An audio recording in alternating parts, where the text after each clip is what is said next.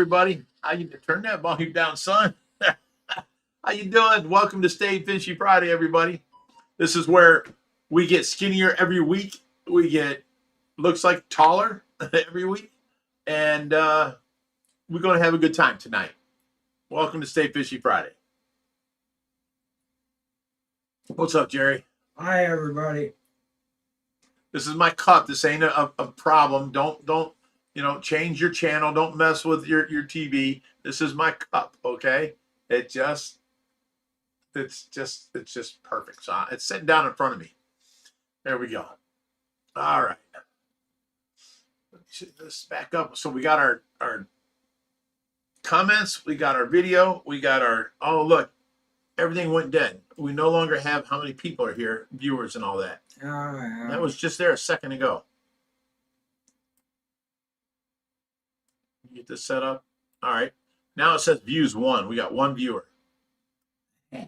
We just had that set up. Why does that, as soon as I hit start, it screws up every time. All right, guys. Let me see here. King of HDMI says you have fish in your chest. Well, hell yeah. If I go lower, I have the whole background, the bottom, and everything else. There's a big hole in my chest. That's all that matters. And I'm still here. Can't get rid of me. Lorenz says, Jens, I was talking politics with my wife. Well, there's where you went wrong. You never do that. Okay. Why is my hair so short in the video? Oh, there it goes. That's long.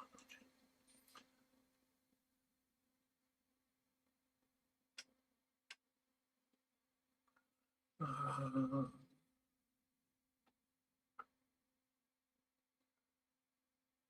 Yes, we are live. I hope so. Only been for 3 minutes now. So, anyways, welcome to this week's edition of Stay Fishy live stream. You got me and Jerry here. You got me, the best host around, and our bodacious Bob is the second best host. He hates that name. Start. I can't even say it without laughing. That's funny. Well, we've had a lot of things going on this week. I don't know if you guys remember, but Josh got his new Harley while he was broke down. He had 2 broken ankles and a broken wrist, and he ran across a deal where he traded his boat for a Harley. And it's badass.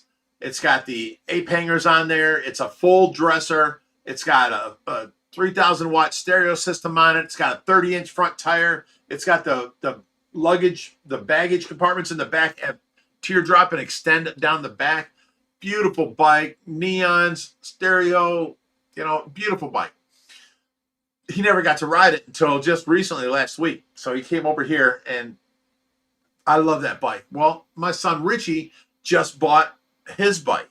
So now both of my sons, neither one of them are into crotch rockets no more. They're into Harleys now. And it making Dad so proud, so happy. You know what I'm saying? I've got my new bike, and now they both got a bike. So this summer is going to be it. We're going to tear off. We're going to go down to my dad's house, the old hillbilly, and we're going to pull in the driveway with both of their stereo systems blaring, and then we're going to shut that off. We're going to pull in his backyard, pull up to his porch, and we're just going to rev the Harleys until him and my younger brother come running out. That's what we're going to do, for sure. Let me see. Barb Stevens says, hey, Big Rich and Jerry, how did you enjoy this nice day outside with the weather? I cleaned my garage. I cleaned the front yard. I cleaned the side of the house. I cleaned in front of the fish room. I mean, I worked all day long. And then my son come over when the nurse left. So I was out there with Richie, which I can show you guys. Do you guys want to see his new Harley? Do you want to see my Harley? Have you seen my Harley yet? I've got my old Harley, which I have 2. I had a 2009 Electric Glide. And then I have a 1999 Softail that I decked out. It's all chromed out. Beautiful bike. I thought that was my badass bike. And it's got 16-inch ape hangers on it. I drive down the road like this. This is what it looks like. This is what it feels like. It's got an attitude to it like, get out of my way. And then I got my new Harley I got over the winter that I've been chroming out all winter. So Halewood Beagle says, man, Rich, you lost some weight. Awesome. Yeah, I've lost a lot of weight. I don't know if you guys can see, but if you go onto Facebook and look up Big Rich Price, down about 3 or so posts, you'll see I started in Thanksgiving. I was 340 pounds. Then I went to January. I was 275 or 8 pounds, something like that.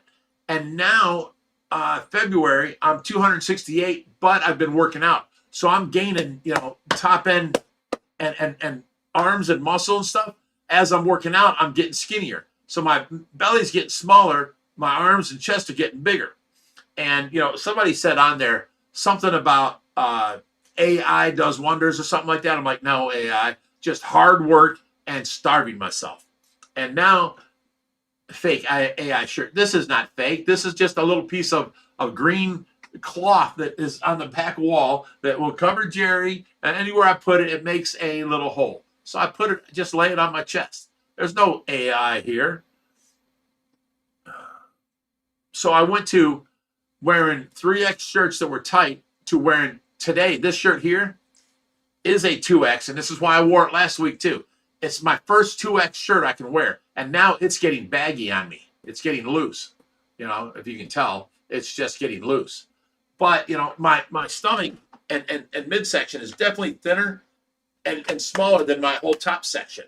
So yeah, I'm doing good. I'm definitely proud of myself on this, but been losing it. Drinking word.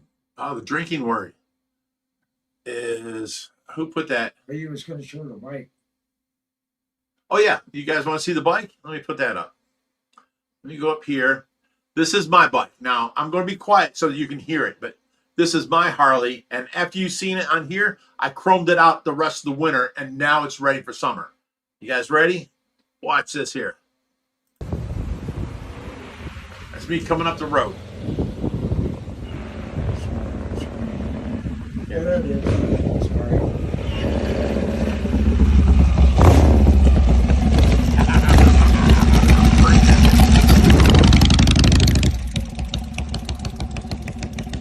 Love that bike. Okay, so now that's my bike, and I chromed it out over the winter and done a lot of chrome stuff to it. Put on a system that has it's a 7-inch screen, and what it does is it takes and Bluetooths to your phone. So now that screen will be your music, will be your maps, and then it Bluetooths a second Bluetooth from that screen up to your earbuds, like inside your helmet or whatever. And then it also has TPS sensors, front and rear. So I put them on the bike. Now it'll tell you your front tire pressure, your rear tire pressure. It's also a DVR 4K recorder. I've got a camera mounted under my headlight in the front that the whole time I'm riding, it's recorded in 4K. And another it's a bullet cam about, 3/4 of an inch tall, mounted on the rear pointing backwards. So no matter what happens while I'm out riding, it's on a DVR. I love this system. It was like $160. I put it on. The only thing I haven't finished yet is the LEDs. I've got multiple changing LEDs and all that kind of stuff. So I got to finish putting them on.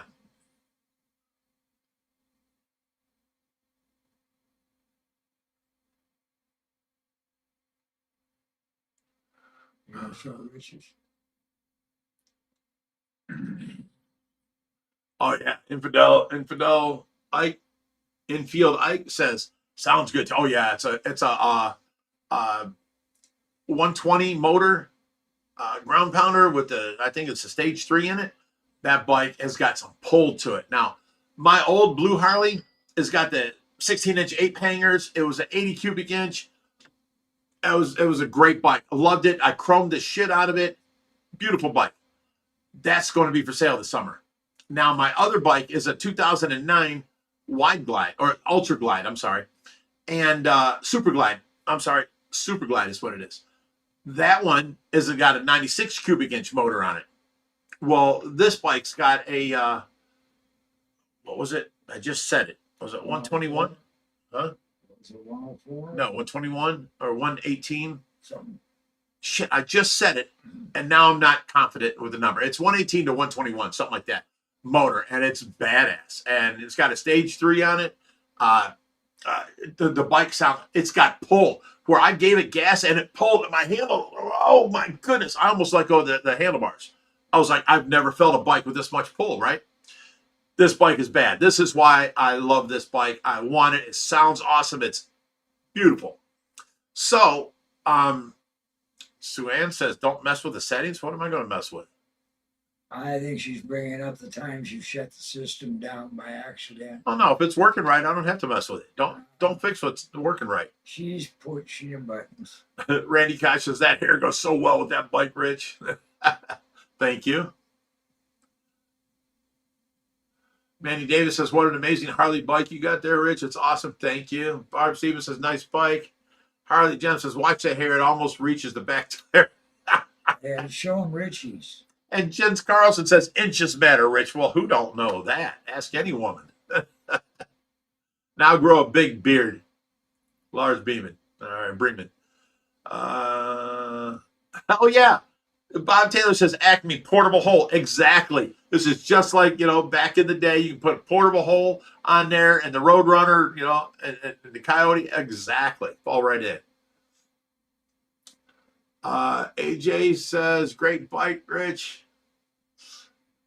Randy Koch, see now my new bike don't have ape hangers. It has a straight bar, but you sit so far down in the seat and the tank comes up so high that the handlebars are the same as my ape hangers were. So,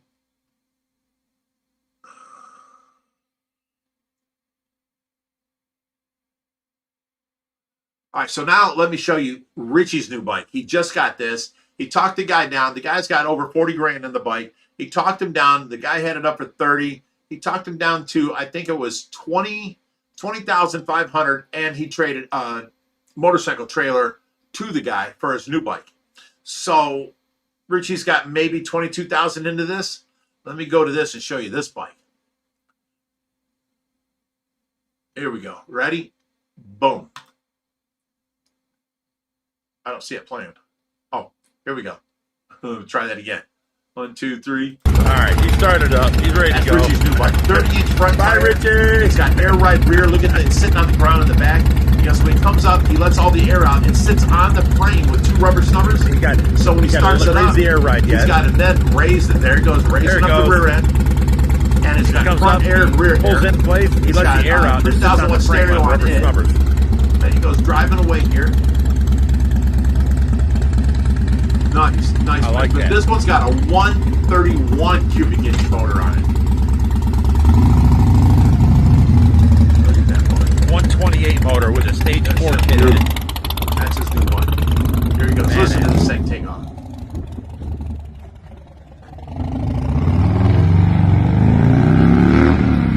Hell yeah.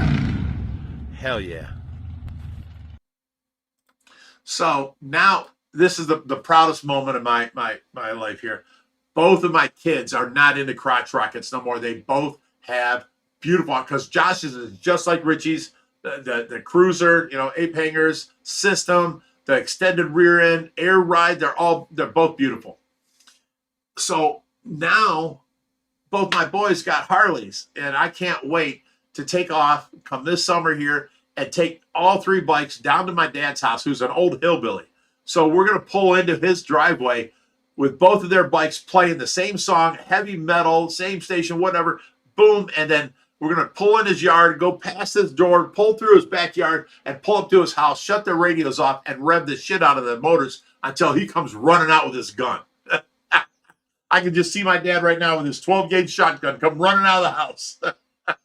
It's going to be so great.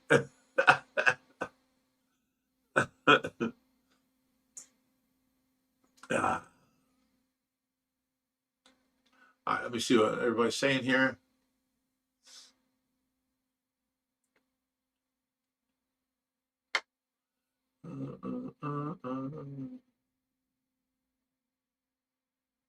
Barb Stevens says, I'm going to go for a ride.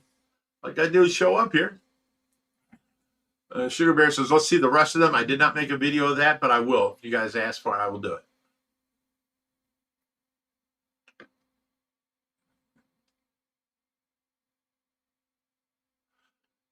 Jens Carlson says a bagger, yeah, but they're pimped out baggers. You know, they got the ape hangers, they got the extended. Normally it's just a baggage compartment on the rear. Well, both of these bikes have the extended teardrop rear end, and then both of them have a 12-inch subwoofer pointing at the back tire from each side.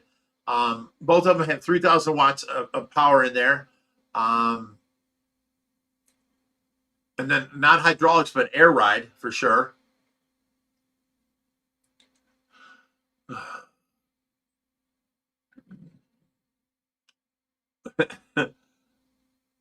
Who said this?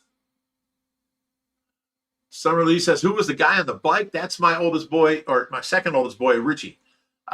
Richie Jr. Then there's Joshy. So Richie and Joshy both got Harleys. My oldest son, he lives down in Cincinnati. We don't see him much. Sugar Bear says, are you upgrading to a cruiser? This is the reason I'm selling my other two Harleys, because right now, that bike I've got, there's no back seat to it. There's no support for that back fender, you know what I'm saying? Because it's a soft tail, so the fender reaches over the tire, and the tire goes up and down with the swing arm. So there's no way I can put a support in straight up and down to the swing arm to hold weight on the back. So I can't really take people for rides with me. So I love that bike, and I want that bike. I'm going to keep it. But I also want a bagger like my boys, pimped out like that. So I'm going to sell both my other two Harleys and buy a bagger in red. Joshy's got blue. Richie's all blacked out. I want a red one to match my garage. So that's what I'm going to do. It's a matter of time, of what I can find, maybe trade, that kind of stuff. So yeah, I will be, because I want to take people for rides with me. We go off and go for a 4-hour cruise. I want someone with me, I want, I've got these half helmets that are chrome. I want them with intercoms between the two helmets so I can talk to whoever's on the back with me, and have a great time.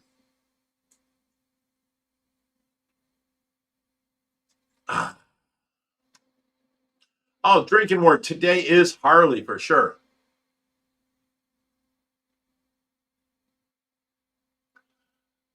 Stu Strickland says, bloody awesome if you can get out on your bike more, Rich. Good man.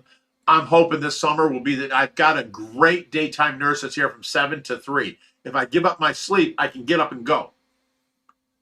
But I normally sleep from 8 o'clock until noon. So, then I got from noon till 3 working with community service. And then, they stay till 6 or so. But I usually, when I do that, I have a list of things they can do without me. And then I work with them all day. And then as soon as the nurse leaves, I have to be inside watching Tracy. I give them things like, vacuum the basement, vacuum around the fish tanks, vacuum around the pool, take the carpet cleaner in that spot around the pool. I can tell them things to do. I just can't be out there with them.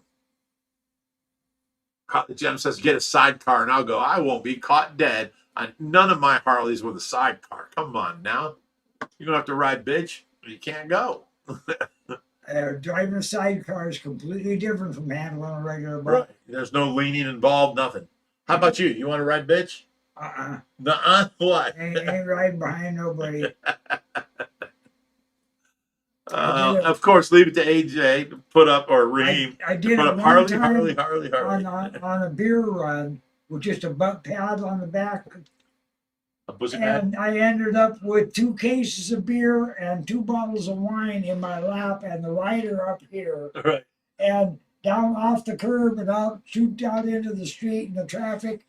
And we made it back. We didn't go down, but Never again? I was already never again, but it was a beer run. Somebody had to carry the cases. Okay, check this out. Now, somebody asked, this and that, but let me go back to it. Oh, wait. Sue-Ann says, Rich, that means you have to read every single comment Harley posts. Well, not really. Like Raheem puts on 50 comments. Here's to Raheem. It was one consumption. Yeah.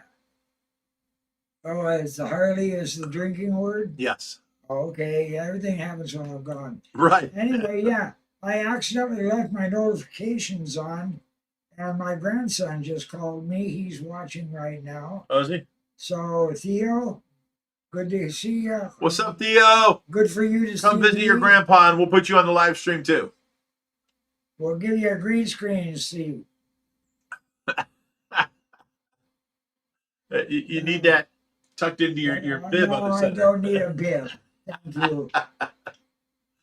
All right, so There you go. I am so full. there you go. You ate a fish I've thing. eaten all the African cichlids. Sugar Bear says you need to sell one of your, sell one of your old ones. So you need to sell Jerry one of your old ones so the four of you can take off. I talked to Jerry about this. He says he can't ride a Harley no more. He can ride a trike. So he's looking for a trike right now. If I could find a trike, yeah, but it's still way down on my bucket list. I'd love to go riding with him. Mandy Davis says, can you congratulations my daughter Anne Marie who got engagement on Monday? Well, there you go. Congratulations, Anne Marie. There you go.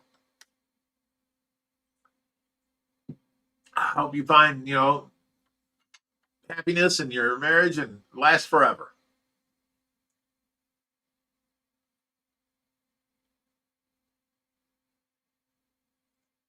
'48 Sportster I don't think there's such a thing. in 1948. There wasn't a Sportster in 48. Sportster came out later, and it was a 1000 or an 883 Sportster or a 1000, and then they had the 1200. Maybe he's mistaken for a 45. Talking about cubic inch. Oh, 45 cubic inch could be. Yeah. That sounds, I more think feasible. it could be a bored out one. That was an old 45 Sportster that held the land speed record for its class of bike. There was a Sportster in 45? I don't know if I don't know. I'm going to look that up on it. You'll have to look at that. No, I'm saying there was a 45 cubic inch Sportster. When was the first Sportster introduced into Harley's world? No, it was an Indian anyway. I'm thinking Okay. My mistake. Okay. Sportster was introduced in 1957. 57? Yeah. Serving as a faster, lighter, hot rod motorcycle with an overhead valve engine. See, when I grew up, I always knew Sportsters were the female bikes, the Harleys for women. They made the 45s back even into the flathead years. Meter-made trikes and shit. You could get 45 cubic inch washing machines. They made them for the military. They run off a 45 cubic inch Harley Davidson motor, old flathead. Well, Jens Carlson said Sportster was a great Harley model. Evel Knievel rode one. Okay, well, you know what? But me growing up, I had the 88 cubic inch knucklehead. It was a 81 knucklehead that I rode, and I had ape hangers on it and fringes everywhere. I mean, a man's bike. And then, I met a girl that was riding a 883 Sportster, and I'm thinking, okay, that's the Harley for women, And then my buddy Eric shows up, and he's got a Sportster. I'm like, that's a girl's bike, It's just because of how I was introduced to it, I guess.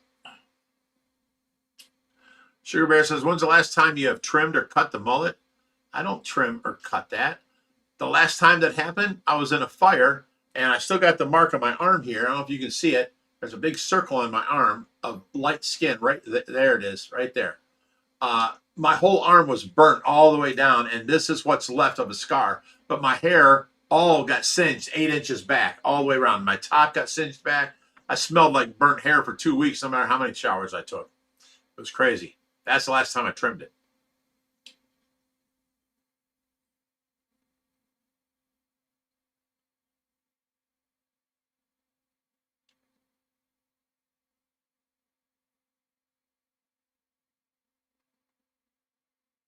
All right, Stu says 2017. I don't know what 48 Sportster means. It's a 1200 cubic cc or cubic centimeter motor, which is the largest the Sportster that you have. There's an 883, a 1000, and 1200, and that's Reaper's bike that I built him is a 1200 Sportster. I think it is a nod to early Sportsters. Okay.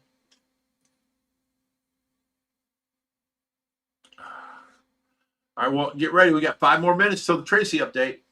Anything else you guys need to ask? Oh, look, we got 423 viewers, it says. Ah. That can't be right.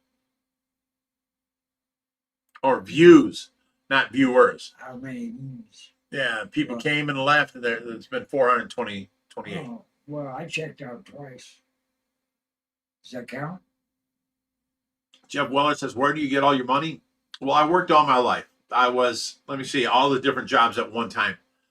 I worked during the daytime painting for Earl Scheib and for 2 years, and then I quit that and I went to painting for Mako for a while. But in the evening, I worked on neighbors' cars, everybody's cars, and built hot rods in my spare time.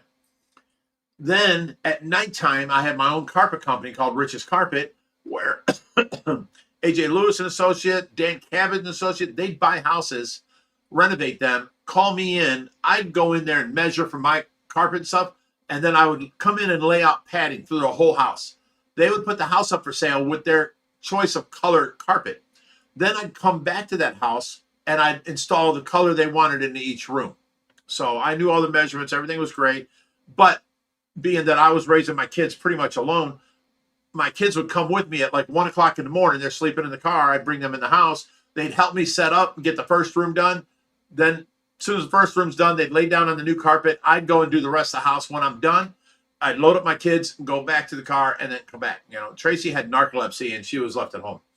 So that's what I did there. And then I also, in the evening before I did carpeting, I was a bouncer for like 20 years. I also played out 3 nights a week in the band.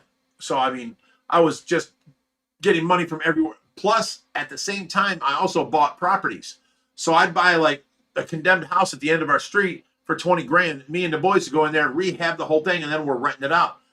After so many years, the house paid for itself.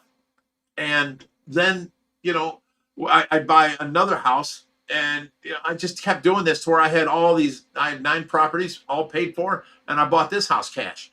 And I've been here for 10 years and built my cash back up. Just with money coming in, residual from what I used to do.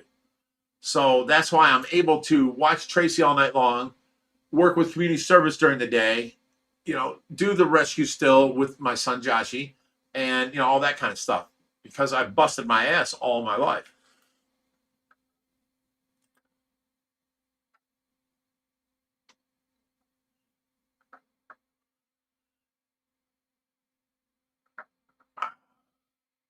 The only Mrs. Virtues, you're going to be eliminated from the channel. Why would you say such a thing? What is wrong with you? Nobody said anything to you, about you, nothing. And you say shit like this? My mod's fucking deleted the comment. I'm reading it, and how dare you? The only Mrs. Virtues, to me, you're just an asshole. And you're hidden from this channel now. Goodbye. Sorry, guys. I don't put up with that kind of stuff. Summer Lee, thank you for hiding her from the channel. That was uncalled for. There was no reason to say something like that. I don't do anything wrong to anybody, and to see that kind of, that's disgusting. You know, it's like what DJ did. Instantly, he's here. He's my best friend. As long as I'm giving him a place. As soon as I said, you can't live here no more, he turned around and sent me that message. Oh, I know you killed Tracy. You're an asshole. You did this. You didn't like her. Blah, blah, blah. You treated her like shit. How do I treat her like shit? I've been here for 5 years now, taking care of her, going without sleep, going without a life, going without anything, and just making sure she's comfortable. I love that girl, and everyone can see it. The nurses see it. The doctors see it. My kids see it. Everybody knows it. I take care of her. Good. Start the Tracy update at 6:30. Perfect. You know, lead into the Tracy update. That's awesome, Jerry. Thank you. So it is the Tracy update now. Can you please put it on there?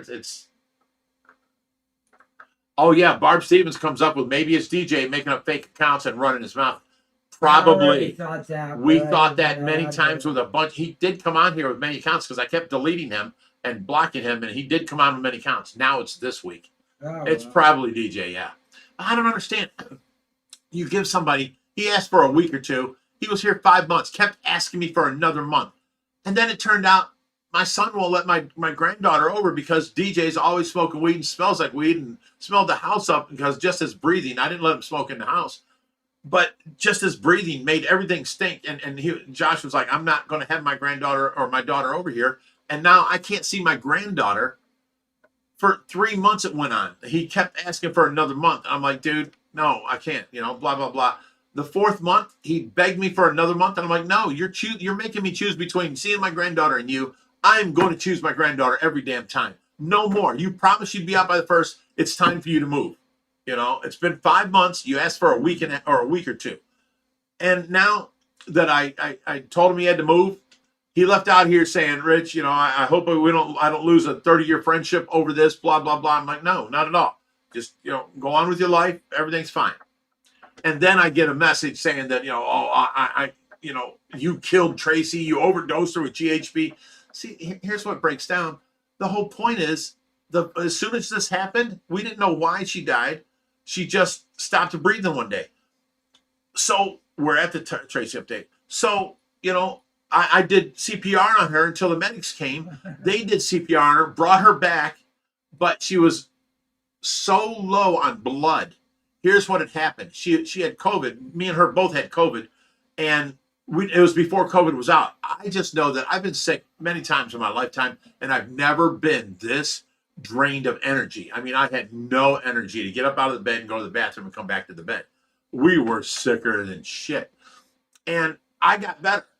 Tracy didn't. So I took Tracy to Cleveland Clinic, and where they said she has an upper respiratory infection. Here's a prescription. Take her home. And I'm like, no, I can't take her home. She's like a puppy with parvo. If I pick her up, she'll shit her pants. She has no energy. She's horrible. You can't, make me take her home. And they made me take her home. So for 2 days, I was taking care of her. Here, the whole thing is, she was delusional because she was puking up her narcolepsy meds, the Provigil, and you can't cold turkey that. You go into, Tracy had gone into a 3-month delusional period where she came back every day for a little bit, and every day it was longer and longer, and it was like 50 first dates. I had to tell her what happened. Here's the 4-wheeler accident, this and that, but I got to give her a washer and dryer every single day for like 30 days. And finally she stayed in, I'm sorry. So that's just good. Now the whole point is she's puking in the bathroom and she's puking out her medicine. So she did go delirious. So the whole point was she didn't know who my name was or nothing. And I didn't know that she's puking out blood because she had coughed so much and got an esophageal tear in the back of her throat. And I took her to Cleveland Clinic and they didn't catch that. They sent her home saying upper respiratory infection. Well, two days at home, she was coughing and she had black spots all over her hands. And I called the doctor and they were like, oh my God, she's bleeding internally. Bring her in. Tracy wanted a shower before she come in, and that's where she died, was in the shower, because she went from a laying down position to a sitting up in her chair in the shower. And I washed her all up, cleaned her all up, and I turned around to put the shower thing back in its hook, and she leaned against my breath and let out the longest, slow, like, I've ever heard. It was horrible. I turned around like, what are you doing? She was already gone. She had died. I put my ear to her chest. I didn't hear no nothing. I bear hugged her. I picked her up. I took her to the bed. I plopped her down. I called 911 and I set it on the phone on speaker and I started doing compressions. Where the first time I pushed on her chest, all this black coffee grounds looking shit came out of her mouth.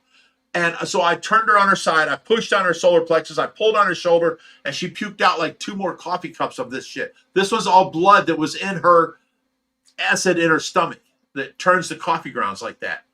So finally I put her on her back and I was able to do compressions. And the lady on 911 has, the people are dispatched, are on their way. And, she's like, are you, sir, are you CPR certified? I'm like, shut up. My wife's dying. I'm crying. I'm bawling. I'm doing this CPR that I learned on South Park. I didn't know anything other than 30 compressions, 2 breaths. And now I found out they don't even do the breaths no more. They just do the compressions. And the point was, she died at that point because of lack of blood. She had been puking it out and was so out of it, she didn't tell me she was puking blood. She'd come out of the bathroom and go, I puked my brains out. And then I'd put her back to bed. you know, taking care of her. And I've got the video 15 minutes before she dies where I'm like, Tracy, are you okay? And she goes, this is how she said it. And if you guys need to see it, I can post it on here. I just have to do some work on the computer. And she goes, thank you for taking care of me. I mean, she was so out of it, so slow, so lethargic, you know? And I'm like, taking care of you is no big deal. It's okay, baby. You don't have to thank me for that. I'm like, what's my name? And she goes, and I'm like, oh, so you're coming out of it. You're better than yesterday, because yesterday she didn't know my name. So here's the thing. When she coughed into her hand and I called the hospital, they finally admitted her, but she wanted to shower before she went in, you know.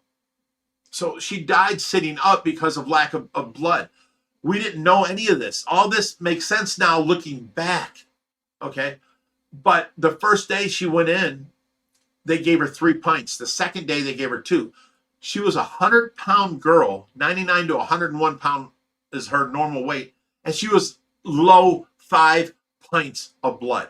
So when she sat up in that shower chair, he didn't have no blood to pump up here, and she died. So, you know, we're learning all this, and then I have to live with the guilt that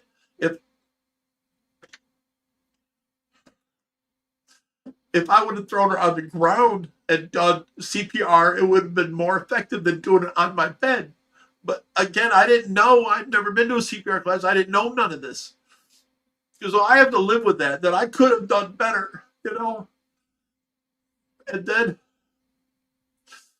oh, shit. I'm sorry. I'm trying to tell the story. So anyways, we get her to the hospital. She's got her heartbeat back, but it turns out she was too long without oxygen, and her brainstem, I guess, died.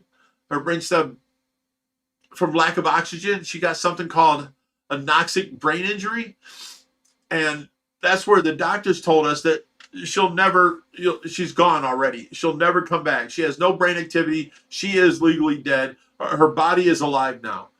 And, you know, it had me, my son Richie and his wife, Josh and his wife, all just in tears and bawling and crying, you know.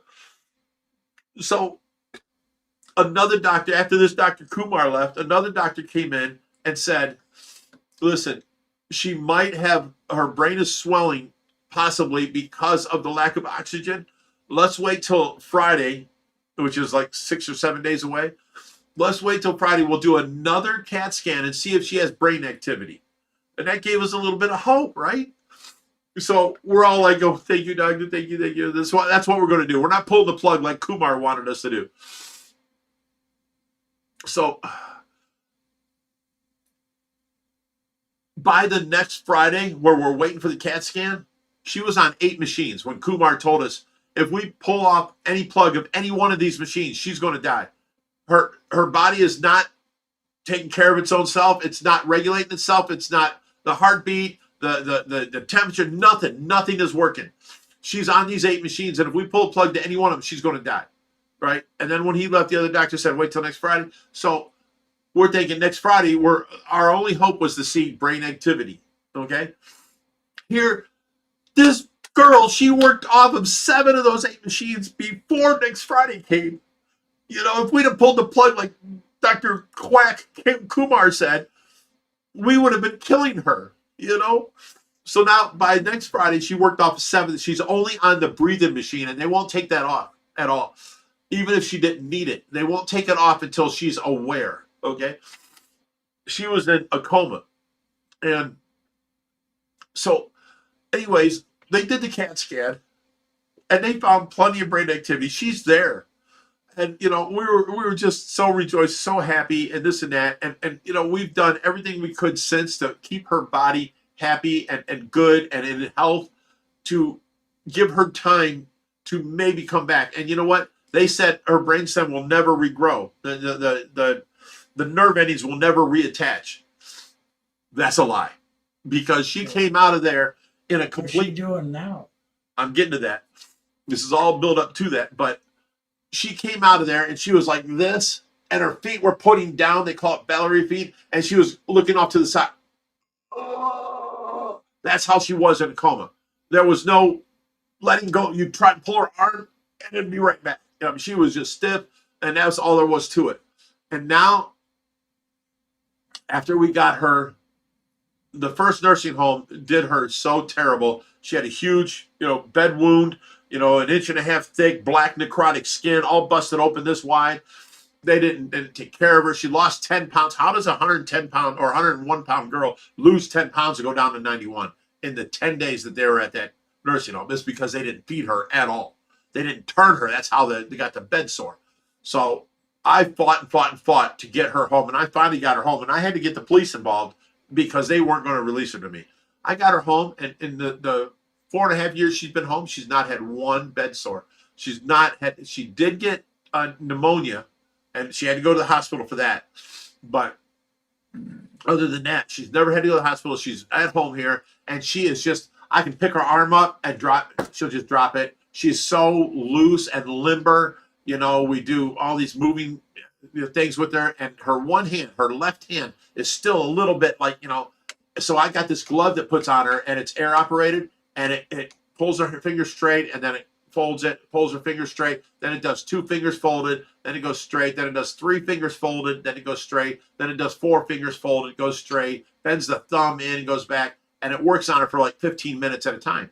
We do that 4 times a day, and we've got her so loosened up, it looks like Tracy just laid down in bed and just laid there. She's so much better looking. She is so better under our care. All the doctors, all the nurses that are here, I just love her care. So for DJ to say that she gets treated like shit it's unfathomable for someone to say that.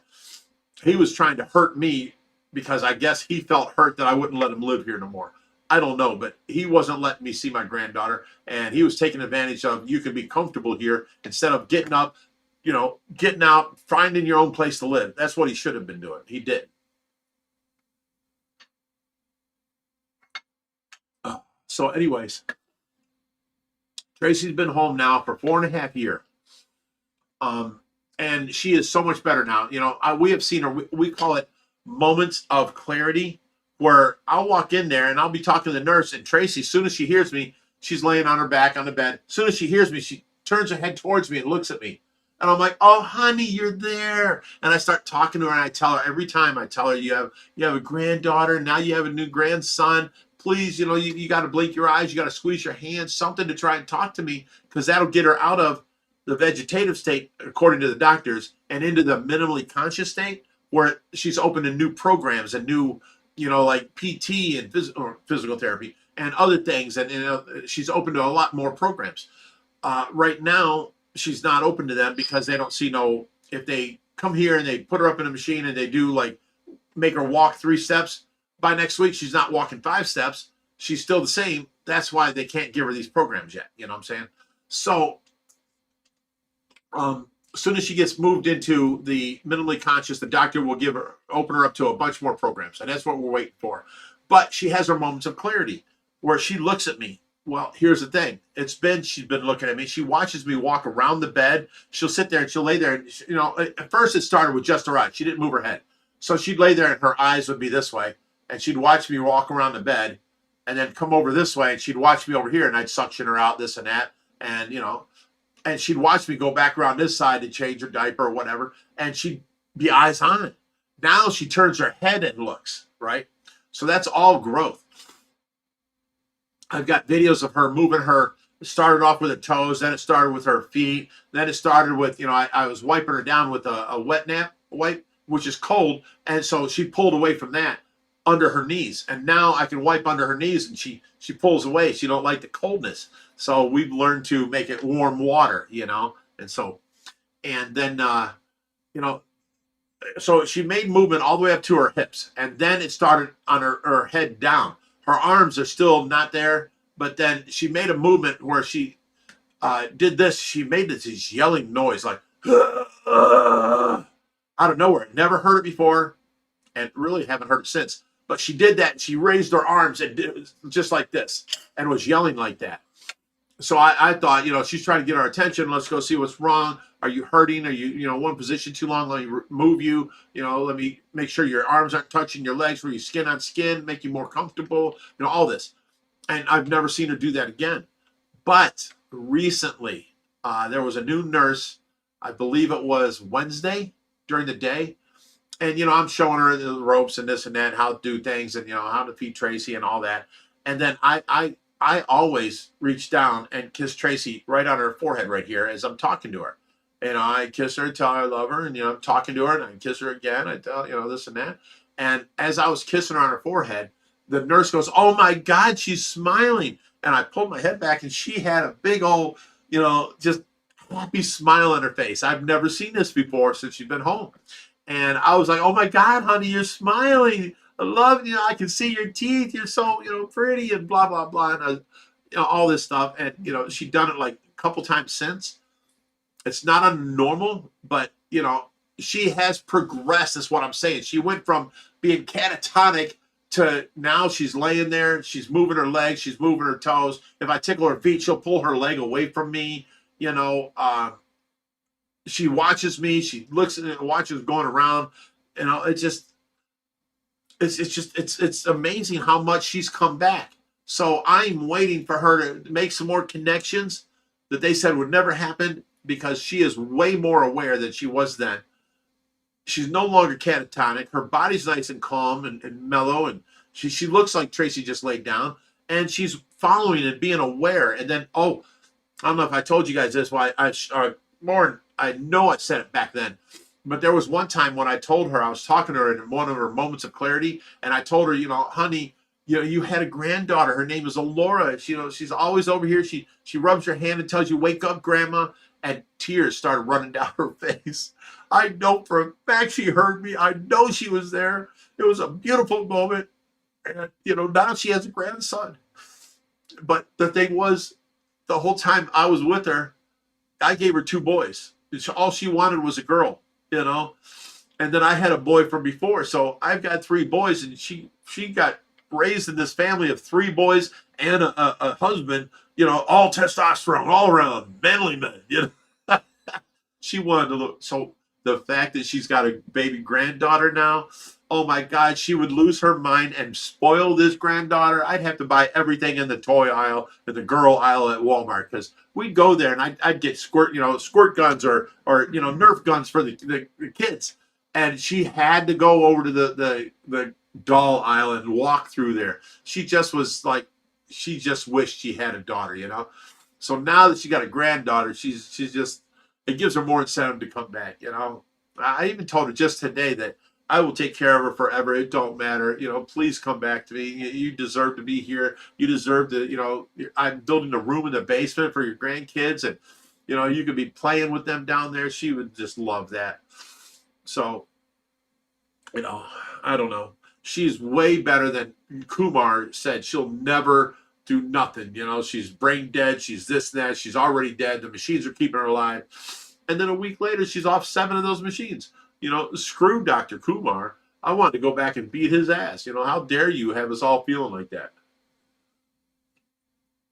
But Tracy's doing so good now. And it was just recently she started smiling, which we've never seen before. She's done a what do you want to call? What was that face we called her? Not a sour face, but stink face. The nurses called it. And and I'd come in and I'd wake her up and I'm like, "Honey, hi baby, I'm here to take over." The nurse is still here, and they're leaving. I'm taking over, and she'd open her eyes and she'd do this. She'd turn her head.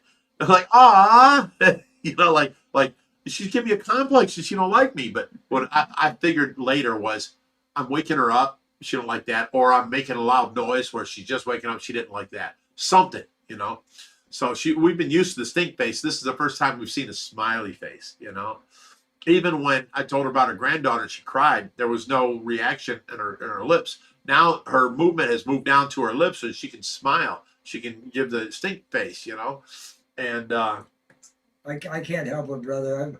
I'm thinking about all the times I was the baby is smiling so nice, and then you find out it's just gas. A way to bust my bubble. You're telling me she was shitting her diaper while I'm done thinking she's being happy with me? It's the same That's expression. some bullshit, Jerry. Oh my goodness. So yeah, there's many things I tell her all the time. You know, honey, remember I promised to build you the back pond because your koi got stolen out of the front. The pond's done.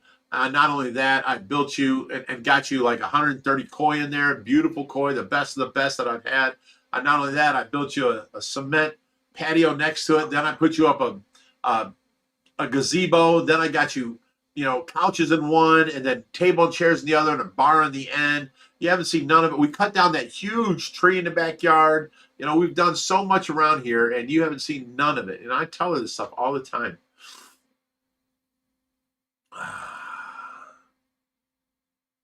Let me see here.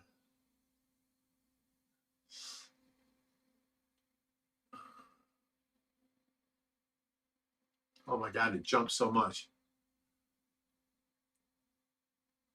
So Release says, I had ballerina feet when I was in the hospital. Really? How long did that take to go away once you were back? Because I've got it away from her now. She still points her feet down a little bit, but nowhere near like it was. But you know, we try and hold her feet up and move, and her calves are just so locked in. You know, how long did it take you to get away from that? Barb Stevens says, "Love you, Big Rich. You're a strong, big-hearted man, and it's okay to cry. Real men cry. What you're doing and did for Tracy is what real people do. It's called love and caring for another human. Bless you. Thank you, Barb." DJ Flamingo says, "Yep, she's responding and looking at you. She knows you. I saw a total breakthrough. That's a badass machine and a lot of work. That's really a big deal. That pumps her blood too. Yeah, she's off all that stuff."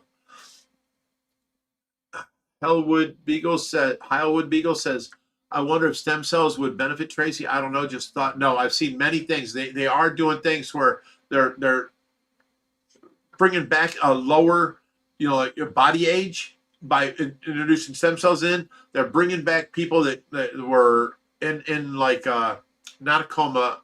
What's that one a disease where they can't speak or talk no more, and then Lou Gehrig's? No.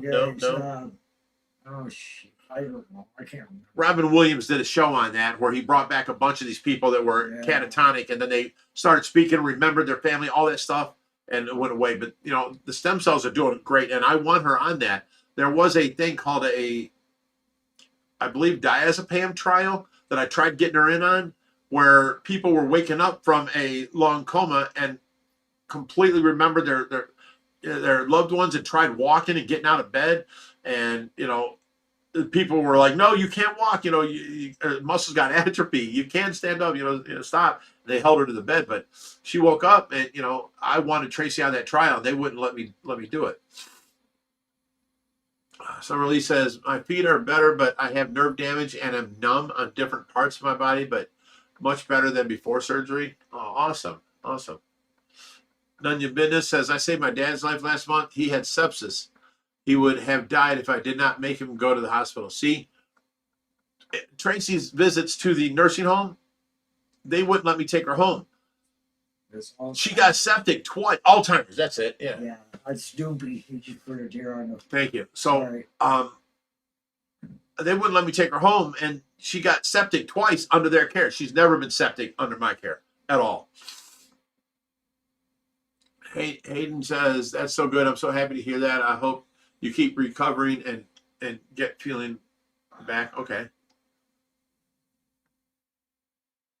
None of your business says, "Give her a big hug for us." Of course.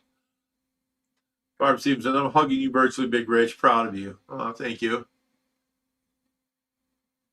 Manny Davis says, "Tracy is getting stronger. Everything you talk about Tracy, Rich." Oh, thank you. None of your business says, "We are a huge internet family, and that is a win." See, that's what I say. You guys are you know, our Stay Fishy family, you know, and people are like just today I got to think, "Hey, what's up with the video? I thought this was a fish channel. Let's see fish." But see, it's so hard to keep up with, you know, fish every single day. We're putting out these videos 3 times a week. It's so hard to come up with your next video. So I video a lot of stuff that I do around here and just show you guys how hard it is and how much we go through that. You know, I got a lot of crap from a lot of people because I was only videoing other people working, and they're like, "Oh, Rich, you don't do nothing around there, you fat fuck, get off your ass, you know, help the people out." I'm like, Jesus Christ, I work for 2-3 hours, I put the work down, they work, I pick up the camera, video 10 minutes, and I go back to work. And now y'all calling me lazy and a fat fuck and all that. So it was just so just degrading and so just horrible. I started now videoing my work. So now you don't like that? Too bad. You're going to see it. It's like not just a fish show. It's a soap opera. You got to log on daily to see what happens at OFR. Like who's arguing with who, who's fighting with who. Why is this person not allowed now? I made a mistake letting DJ and his girlfriend live here because now a 30-year friendship is over with because he turned on me because I wouldn't let him live here longer because I couldn't see my granddaughter. So screw him. Well, we are here to answer your fish questions too. Of course. I mean, but you got to ask a question. I mean, you really want our attention. That's what the super chat's for. None of your business says this is the way, Mandalorian. If you watch that show, I love that. you understand that. I like the Mandalorians. Yeah, that's. None of you says you don't give up on family you love. Absolutely not. Nah. People keep telling me, Rich, you're a saint for doing this, and I don't see that. I don't feel that. If any one of my kids went down, I'd do the same thing.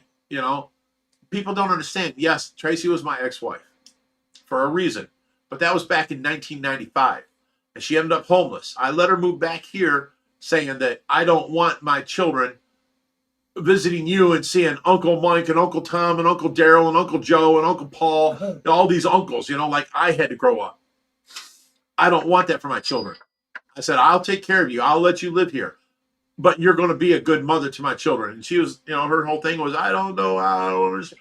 Watch Laura Ingalls, watch Mrs. Ingalls on TV and see what a mother she is. Watch, I don't know, Leave It to Beaver and see how June Cleaver was.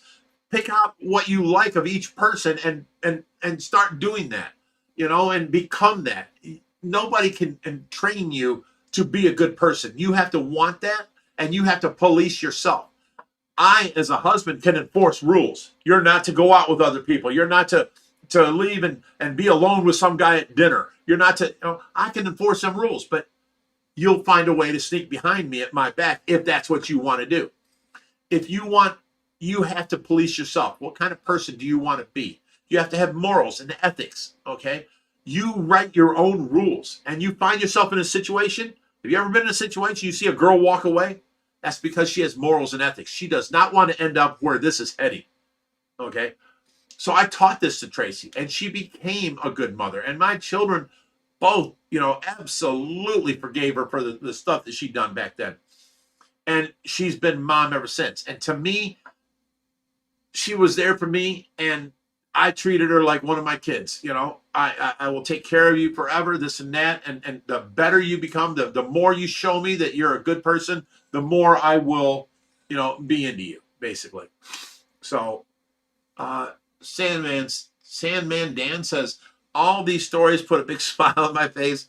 God bless you, Big Rich. You're a good man. Tracy is always in my prayers. So, yeah, for the last 25 years, Tracy's been a good woman.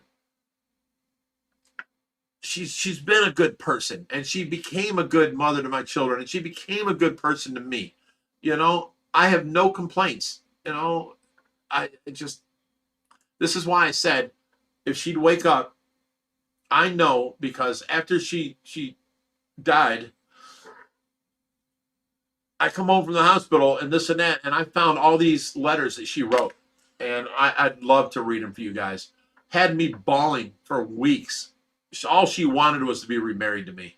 And, it was a beautiful thing. So I told her, if she can get to the point to where she can say yes or no, squeeze my hand, blink her eyes, close her eyes, some way that we can make a conversation, and she can express that she wants to marry me, I would remarry her right then and there. Period. That's it. So that's what everybody's waiting on is the the marriage between Big Rich and Tracy. It's going to happen. It's a matter of time.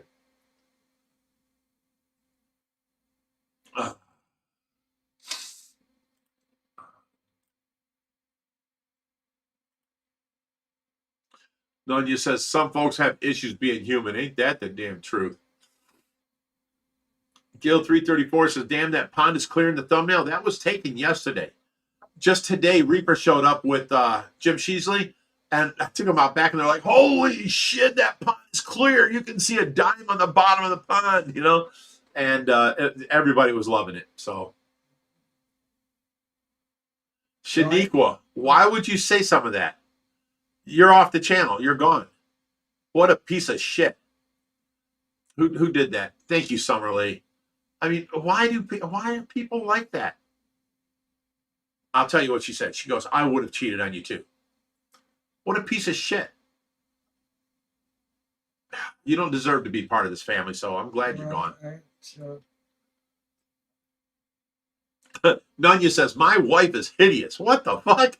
But she loves me and I love her. She has a great soul. That means more to me. Oh, come on now. Oh, that's funny. Two people that are great together and do good in life. You know, here's the thing I used to tell Tracy. It is me fighting an uphill battle, climbing these cliffs, trying to get ahead in life.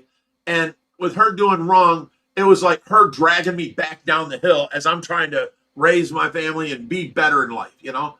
And then once she was good, life was so much easier. I could just fight the rest of the world and not fight internally in my family. And, you know, we got to raise the kids. I got to teach her how to be a good mother. She got to be a good mother. She became good to me. Everything became simpler. Everything, it was just, that's what two people should do, is work together to get ahead and not let outside influences screw up things.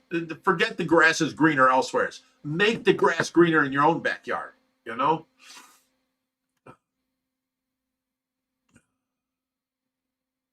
Nunya says she loves you, Big Rich. I know she does.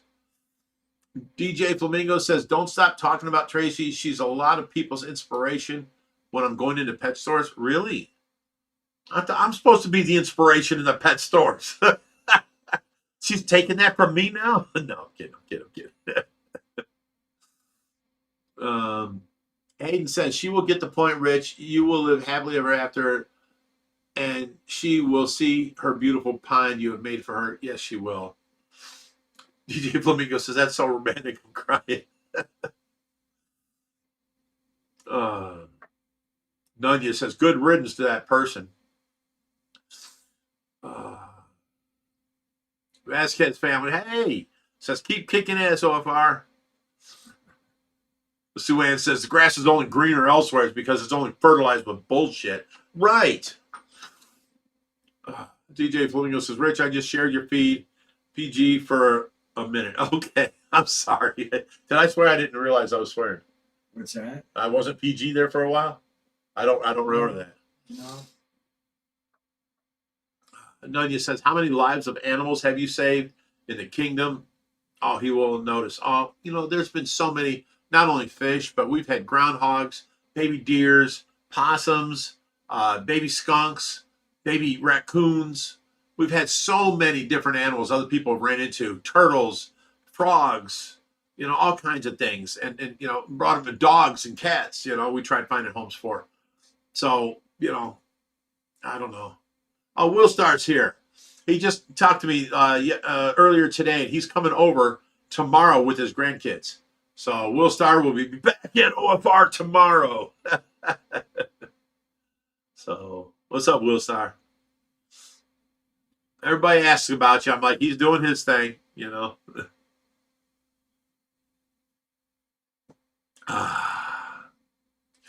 So, yeah, I hope you guys like the Tracy update. Of course, you know, like last night, my nurse didn't show up, and I stayed up all day long because I knew I was getting to sleep last night. And then I get a call 15 minutes before, and the nurse couldn't show up for whatever reason.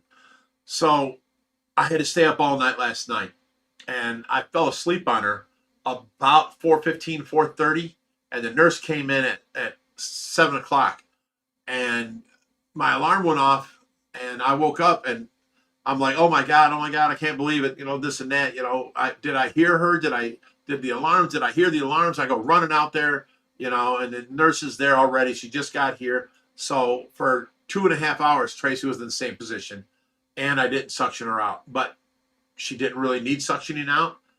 But if you ever lay in one position for 2.5 hours, you're going to starting to feel cramped and you start hurting. And I feel bad about that because I did fall asleep last night. But it was a situation where I didn't know I was going to work that hour. So I stayed up. I, got up early. Instead of my 4 hour sleep, I got up at 11 and took a shower because the community service is going to be here at noon. They didn't show up until 2. And then, they stayed and worked. And then I watched Tracy from 3 to 11. And I'm good with that. And then at 11:15, I find out I got to work the next 8 hours too. I was already behind in sleep because the last 2 days I did 16 hours and I wasn't expecting it. And, I did have a couple drinks in me and it shouldn't have been, but. Looks like Raheem can't find the emoji for Harley. Yeah, he can't find the emoji. He has to type it out. Harley, everybody. Manny Davis says, Rich, you'd be the Dr. Doolittle with the animals. Yeah, I've had all kinds of different animals. Nunya says, this is what a strong man does. Well, thank you. Chris Ray Bailey says, what's up, Skinny Rich? I like that. Skinny Rich. I can live with that. Let me move this over to the center. There it is. Look how thin my belly actually is. And then my shoulders and everything else is just feeling solid from working out. Because here's you guys, I've got a video. Oh my God. You just hit your vape. That's horrible smelling. You got to change. Go to Berries or something. I swear to God, you got the same smell as you have your cigars on the back porch in that vape somehow. What is that called? It's called your nose.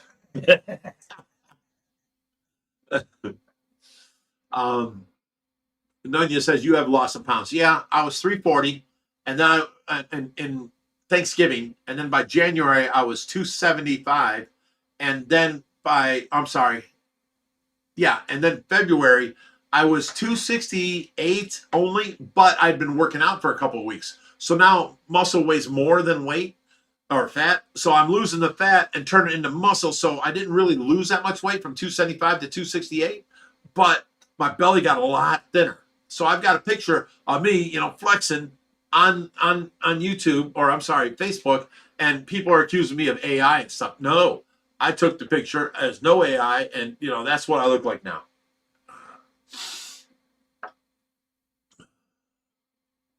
Nunya says we're going to rename him Tiny Rich. Well, see, here's the thing. I was named Big Rich because I had a son named Richard, and then my second son was Richard Jr.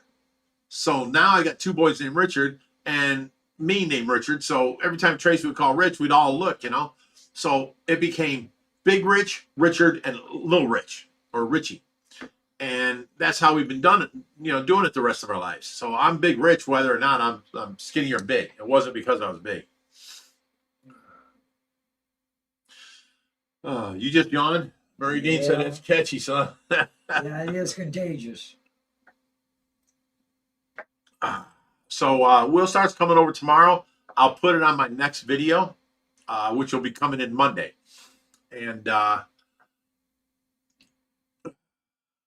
Nunya says, I feel that I'm the 4th Ed in the bunch. Gotcha. Sue Ann says, Jerry, you look taller tonight. That's because I took the camera and pointed it down more to where you can see this cup, invisible. And it shows more. Like these cups over here aren't really invisible, but Jerry's cup, it's yellow, but it sort of shows up sort of invisible.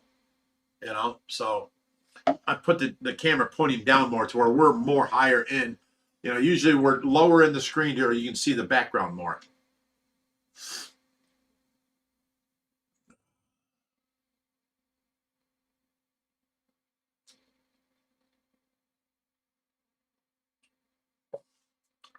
Hey, Will Star, explain this to me. Come on, how you going to do that? How's that happening, Will Star? Oh, it's over here. Come on now. Put this one up here. Everything is like 180 degrees backwards from the screen. There you go. Explain that to me, Will Star. Harley Jem says, how old are you now, Will Star? He's about 60-something. He's raising both his grandkids, so he aged real hard, real quick.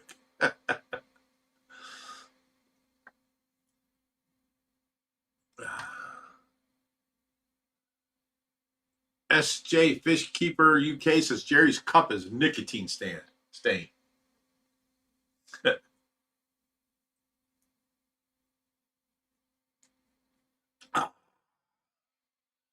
Suanne says, no, SJ, that's caffeine. We're talking about your coffee cup now. It's stained inside. Oh, that one. Yeah, that's stained. That's all caffeine. That's all coffee. This is just Coca-Cola. Anya says, I'll give you all you need, but you may need a place to sleep. He's talking about volunteers coming here. Of course, I've got 3 bedrooms open, and I refuse to give them out to couples or people that smoke anymore. You know, it's enough problems, you know. And then I give DJ a place for 5 months, and he turns on me. Up until the day he was leaving, everything was great. You know, I don't want to lose friendship over this. You know, no problem, DJ. Just, you know, find a place. And then, you know, I get these emails from him that it's ridiculous why he turned on me and, you know, accuses me of killing Tracy. You know, what a piece of shit he is. He just wanted to hurt me, you know, and I don't know. No, that was uncalled for. Same thing. Well, I'm not even going to say the name.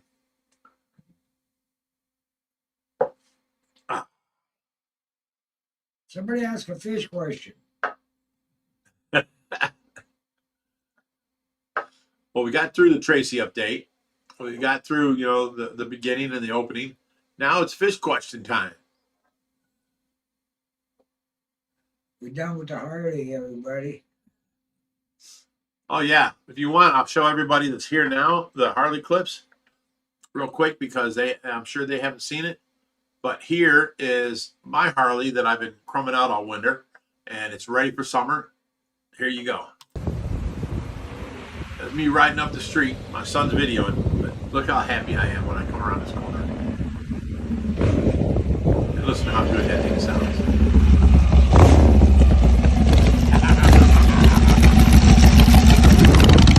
Look at my hair flowing right there. That bike was made for me.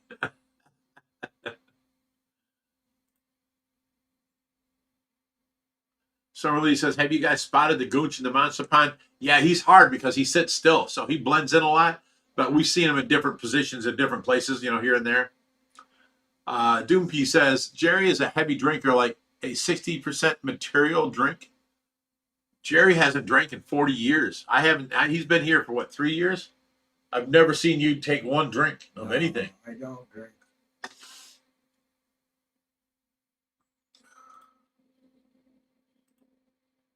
All right, now here is Joshy got his new Harley, and it's at his house. I don't have a video of it, but Richie just today got his new Harley. So now both of my kids are off crotch rockets and into Harleys now, which makes Dad so happy. Let me show you Richie's bike. Here he is. This was today. I took this video. All right, he started up. He's ready to go. Bye, Richie. 131 cubic inch boat. 30-inch front tire. Air ride. Watch the back end. He's going to bring the air up right now. He got to raise the air right Come yet. up and he can let his air out, and it comes There down it and goes. sits on rubber snubbers on the frame. He comes up, No kickstand at pulls all. in place, he lets So the now air he out, and started sits up, on the frame brings on it rubber up, snubbers. and now he's getting ready to go backwards here. It's got a 3,000 watt stereo system I like on that. it, and here he goes. Listen to this thing. That thing's bad. 128 motor with a stage 4 kit in it. Badass. Here we go.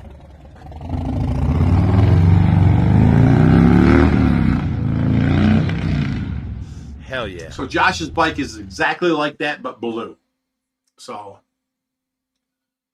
Doobie says that's a fucking spaceship. It sure is. Marie Dean says, love the chopper. Yeah, I love my bike. But now my other 2 Harleys, I got to sell because I want a cruiser like my kids. So, you know, I've got my Harley's a 117 cubic inch. And I tell you what, I've had my blue bike, which is my black bike before was an 80 cubic inch. My blue bike is an 88. And then my black 2009 Ultra Glide is a 96 cubic inch. Neither of those bikes. I mean, my blue bike is a 99, and that's more powerful than the 2096, okay? But with the ape hangers and all the chrome I got on it everywhere, it's a beautiful bike. I loved it, thought it was a badass until I rode this red Harley that I got now. That thing's got a 117 in it, and I went to give it gas like I normally do, and this thing pulled me backwards to where my hands were letting go of the handlebars. I'm like, holy shit, this thing's got some pull to it, right? So I've never rode a Harley faster than the red bike I got. And now I'm selling off the blue bike and the black bike so that I can get a cruiser like my kids, you know, have the teardrop luggage in the back, have a system on it, have, you know, 30-inch front tire, have air ride. And them are part of my qualifications, and at least a 3,000 watt stereo. If I get that, then I can take, you know, people and friends on the back with me, girls, whatever, and go riding, you know, it'd be great. So I'm getting a red one. My son, one son's got a black one. My other son's got a blue one. I'm getting a red one so it matches in my garage. I'll have my 2 Harleys in there. I don't need 3 Harleys. You know what I'm saying? I don't barely ride the one. So the other 2 can go, and I'll get a bagger and pimped out like my kids. So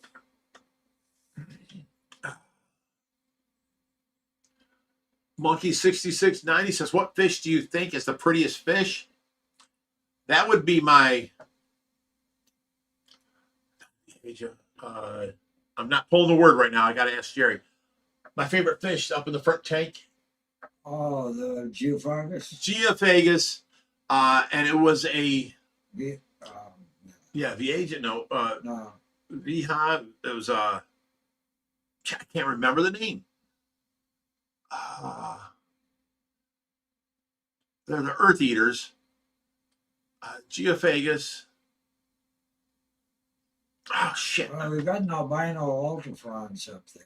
Yeah, we do, but the And other we one have is the a redheads, it's a shorter name like Yeah. Vieja. but it's Geophagus. starts with an S. No, sure don't.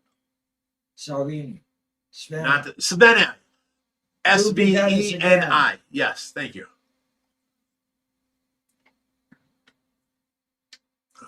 Sveni Doopy. Thank you. That's my favorite fish for color because they get their top fins have these long trailers, their bottom fins have trailers, their fins have trailers, and I had one that was a showstopper, and it was just amazing. Just I love this fish. Yeah, that And one was. I have what 6 or Up 7 close- up there. Up close, you can't beat them, but for seeing from a distance, you can't beat that albino marbled alligator. Yeah, for sure. I For mean, sure. that they just stands out like a sore thumb.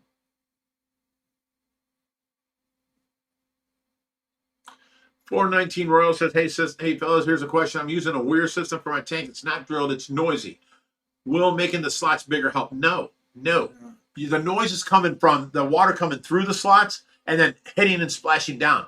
Take yourself a big block of foam and put in there. Wide cell foam, not really coarse, dense foam. Wide cell foam. The water will hit that, not make a noise, go through the foam, and then fall into the rest of the tank.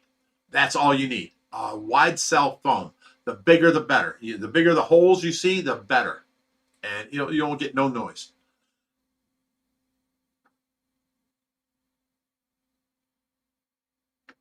Harp Stevenson says, did you name the fish with all letter B? You're talking about the Pimas. Yes, we had Brutus.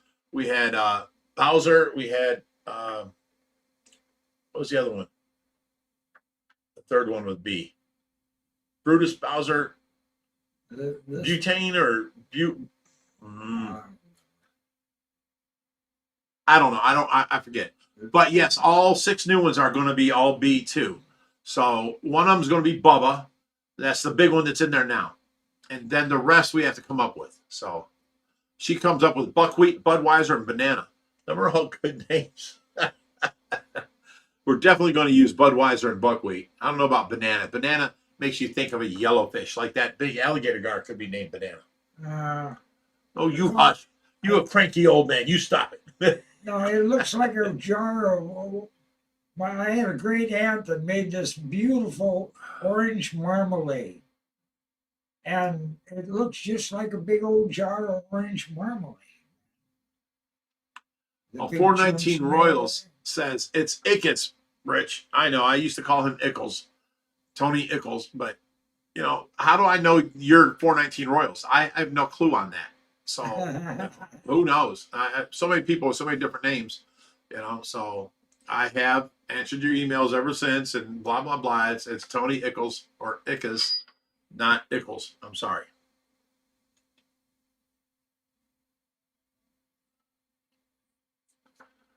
That's Bridget.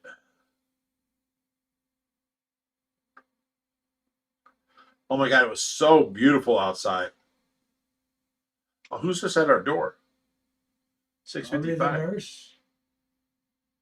No. That's after 7. Oh, you are correct. Beatrice is here. Hi, Beatrice. She never come in and told us This that she was happens here. every week, man.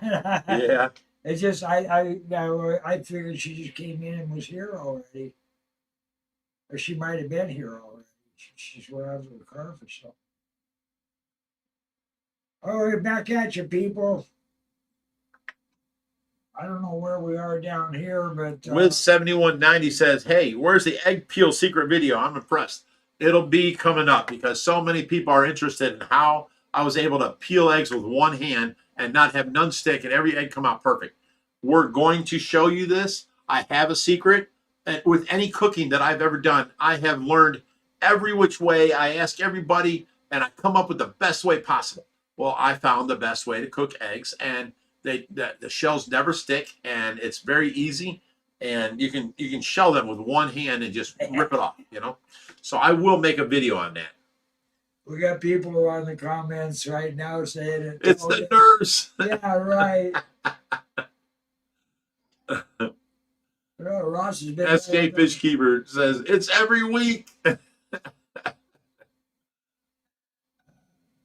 Oh, 419 says, just letting you know it was me, fella. Of course. Yeah. Tony, nice to see you here.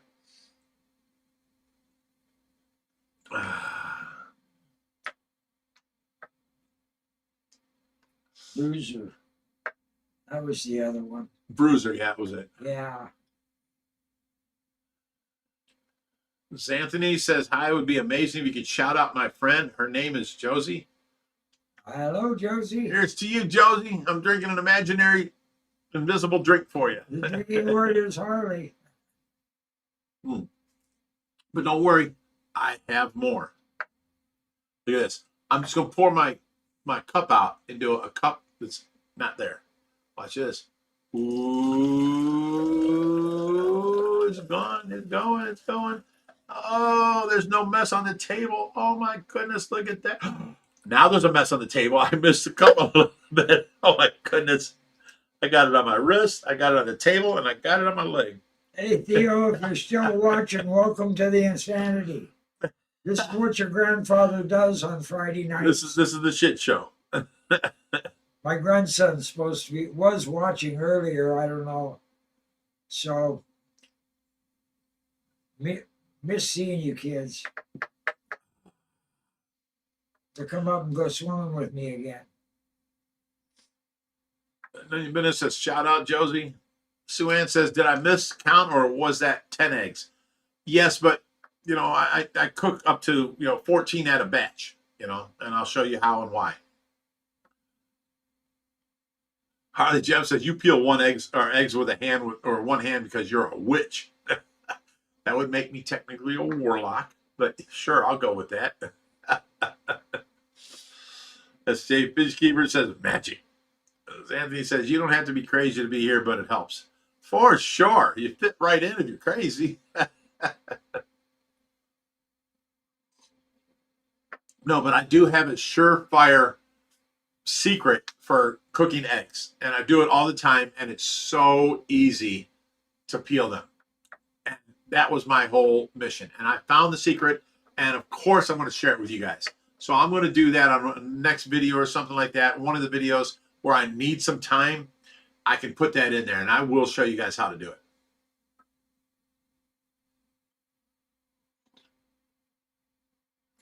Monkey 6690 says, Rich, me and my husband want to come and visit you someday. We want to come help you and listen to your stories.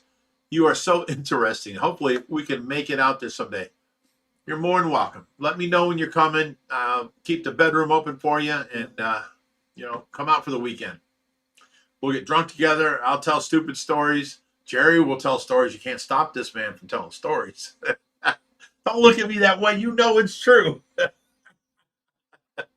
Who's been doing all the talking tonight? That's me, but there's a reason in a show. When I get community service here, I'll go out there and I'll be like, Jerry, why are you telling them stories? They're not doing what I asked them to do. Stop talking to the community service. He's over there. He don't let you walk away. You start walking away, he starts getting louder with the stories until you turn around. You have to start listening. So Jerry he's a storyteller, And Doopy says, what's the secret? Boil the water. That's part of it. There's a certain way you have to do everything. None of your business. And baking soda, Sue Ann, is not part of it. I'm going to teach you something. Finally, I get to teach Sue Ann something about cooking. Okay? She's a damn good cook, but I'm going to teach her something that you're going to learn today, woman. Yeah, you got to do it online because she backhand you in person. Right. I'm kind of scared of her. None of your business. Jerry has knowledge. Here's the thing. I get backhanded by Sue Ann, and I go try and tell on her to her husband, and he'll be sitting there and he'll be drinking. He goes, yeah, you should not have done that. He ain't going to help me. I know. I saw you come in. Thank you. Thank you.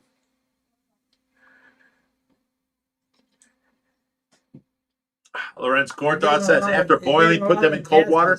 See, that's sort of the thing, but not really, because there's a certain amount of time you need to boil, a certain amount of time to set in, a certain amount of time to be in the cold water, and what you do before boiling. There's a lot of things involved, and it makes sense once you do it once.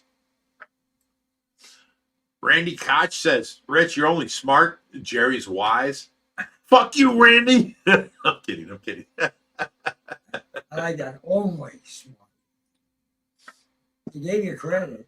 Summer Lee says, the egg segment can be a Rich's Bitchin' Kitchen segment. I thought about bringing that back because so many people ask about it. And, why not? I've got all the recipes that I've kept forever for my kids to hand down to them that I've tweaked over the years, right? Why not just give them out to everybody so everybody can, have the best fucking, cornbread, the best meatloaf, the best things that I've tried for 50 years now to perfect. And I took everybody's suggestion in and I tasted them. And I'm like, oh, I like this part of that recipe. And I add that to this recipe. And I make a ultimate recipe, I should be sharing that with everybody. Doopy wants you to take it down to the basics. It says find the eggs first. There's okay. I will give them that. You have to find the eggs first. And then he has to bring them down to a decent price. Oh, look what Blake Weber says. Bojangles, Bo Cephas, Billy Bob, Bam Bam. Oh, Bam Bam's a good name. Boomer, Busta. Just throwing some Pima names out there. Keep them coming, guys. I want to save that. How do I save them? Here, let me take a picture of that. No, because we got 6 Pimas to name. Okay, here we go. Let me zoom in on that. Turn sideways. All right, let me zoom in more. All right. Take the picture. Oh, am I on video? I hate when that happens. Photo. Okay. Let me zoom in on this. Nobody put a post out so it'll move up on me. Okay, I got it. Forever in my thing now. Austin said, yes, bring back Big Rich's Bitchin' Kitchen. Those pumpkin rolls were dank. Oh, no. I have perfected them pumpkin rolls. Nobody makes them better, and I can say that. They are so good. So good. Harley Jam says, even once a month, do a Bitchin' Kitchen. It is a fish show, you know what I'm saying? So I was thinking once every couple months. Late show with you, boy. Says, what you sipping on, Rich? Cheers. Everybody knows this, but you obviously need to know. It's vodka in this cup, 3 fingers, okay? And then it's 1 packet of Great Crush in there. 0 calories, 0 carbs. The vodka is unflavored because flavored vodka has like 50 calories and so many carbs. Regular vodka is like 10 calories and 0 carbs. So 3 shots, that's about 30 calories, and then the 0 calorie, 0 carb packet of Great Crush, and then I fill it up with water. So I'm hydrating while drinking, plus 0 calories, 0 carbs, basically, almost.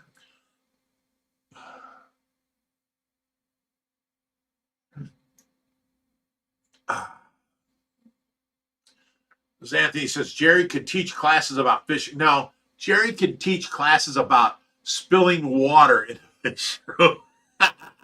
You were going to get mad. And look at you. You had to laugh. You had to laugh. I keep saying that's part of my job. I had to keep the floor wet. He does his job well, guys.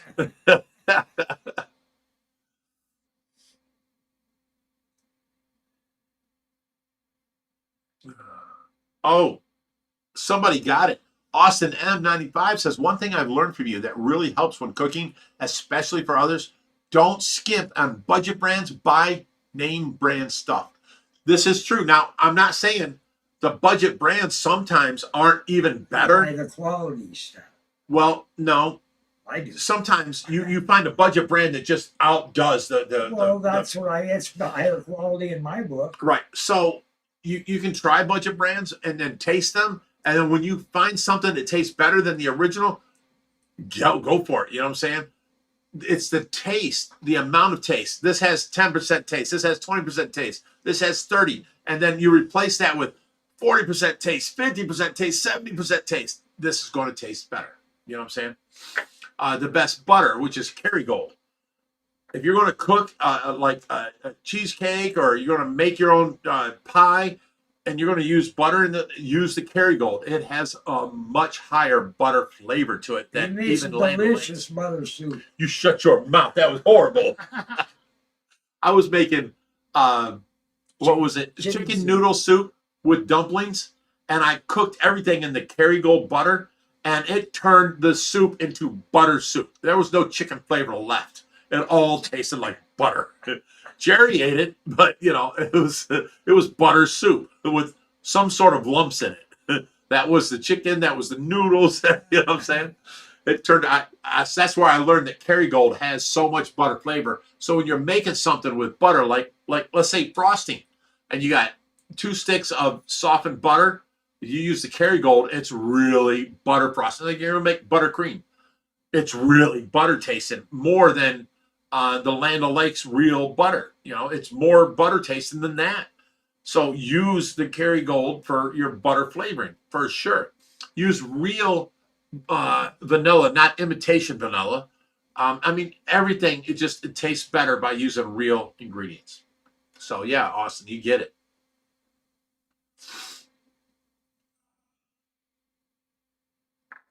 Nunya says, Jerry looks like he made moonshine once in the day. Well, people used to know him as Popcorn Sutton, and they all thought Popcorn Sutton died. No, it's Jerry. He's sitting right here beside me. I have no idea who that is. A famous moonshiner that passed away. But he looks like you.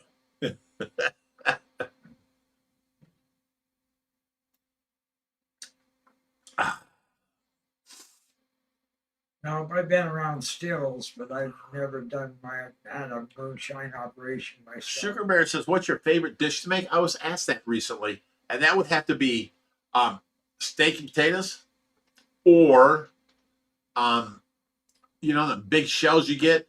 It's called cheesy stuffed shells. I can't stop eating them when I make them. They are so damn good.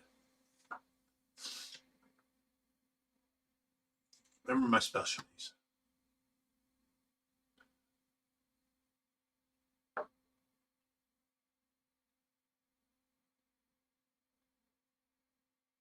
Damn, we jumped a lot. Going way back. Okay, here we go.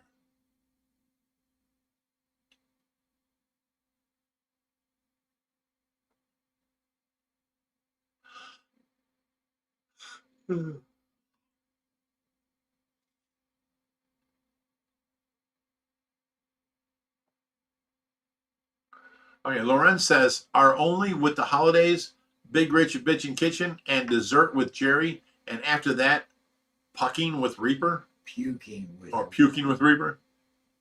That doesn't sound. Oh, Harley Jem says about you spilling water. Yeah, I see Jerry's that. just making sure the carpets get a good wash. They don't need wash that much, Jerry. It wasn't me last time. It was a snow melt. Yeah. But we ain't gonna talk about that. You've done your share here recently too. Oh, me? I never spill Oh no. water. You gonna let me get away with that? I do it out in the fish room. He does it in the living room. Yeah. That's a bullshit right there. That's fucked up, Jerry. Okay, D Knox. $5. Thank you very much. Rich got me on the grape crush and vanilla vodka. It is so good, it's worth the calories. See, now that is only like, I think 40 or 50 calories per shot, but the vanilla does add so much. It makes that grape crush, it tastes exactly like when I was young, and this is why I loved it so much. When I was young, my dad had a grapevine, right? And every year he'd make his own wine. And I tell you what, he'd use up 3/4 of the grapevine, and then the last quarter, he'd just leave them. And they would get so big and they'd split open. They were so sweet, so good. It was like a dessert. You'd take a grape and you'd be like, oh, it was so watery, so juicy, so tasty. And that grape crush with the vanilla vodka tastes exactly like them grapes. It brings me back to my childhood. So Fermentation on the vine. I'm so happy that DT Knox is drinking that with the vanilla vodka. I can't because I'm on my diet, so I'm trying to lose weight, but more power to you. As soon as I'm done losing weight, I'm going back to the vanilla vodka for that grape crush for sure. Nanya Bitta says, I bet Rich knows how to smoke. I don't smoke nothing. I don't get into cigarettes. I've never touched one in my life. I don't, I used to get high back in the 80s. And all I did was I'd eat everything in sight and go to sleep. So it just wasn't for me. And not to mention, I'd feel a little bit paranoid. So I never smoked since the 80s, except for one time for Reaper's birthday.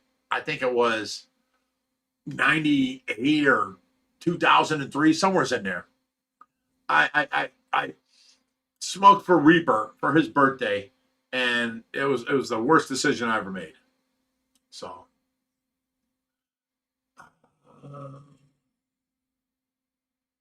Hang on, it jumped up. Oh, here we go. There you are. So Irish butter, that's what he's talking about. That Kerrygold is Irish butter. It is. It is straight, and it's so strong. It's so, if you like the butter flavor, you want Kerrygold on everything. It's so buttery.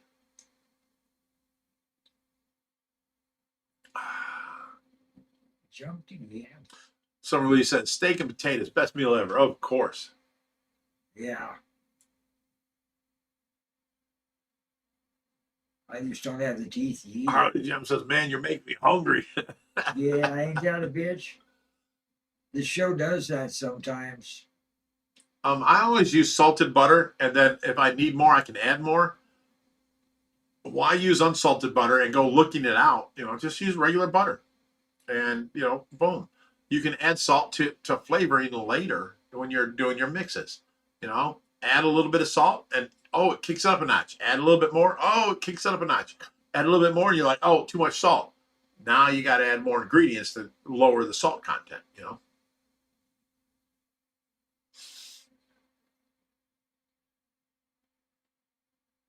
Nunya says, I would love to come donate time to the fish rescue and cook for. Of course. Now you saying cooking? Yeah. You got the royal welcome here. Tyler Kerr says, my wife is a badass and she's so cool. She bought me a sub and my favorite 6-pack of glass bottles and a 12-pack of cans and a candy bar. My wife is so cool. I love her. I got lucky. Let me see what that says here with her. You know what? I'm sure she feels the same about you, Tyler. You're a good guy.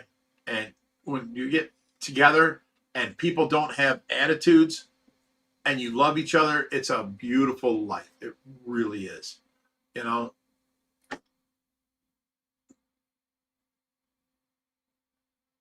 Nonia says, I have to go chat. The internet wife is calling. Much love, humans. All right. Bye. Yes. Must be a bot. Right. Sue Ann says, I'm going to make an AI song called Daddy's Grapes. I'll get your dad to sing it. Vasquez family says, who needs a bar or a club or a party? We got OFR, best Fridays you can have. You know what? If that's the fact, we should be, videoing from the basement, the bar area, Yeah, that'd be a trip. Yeah.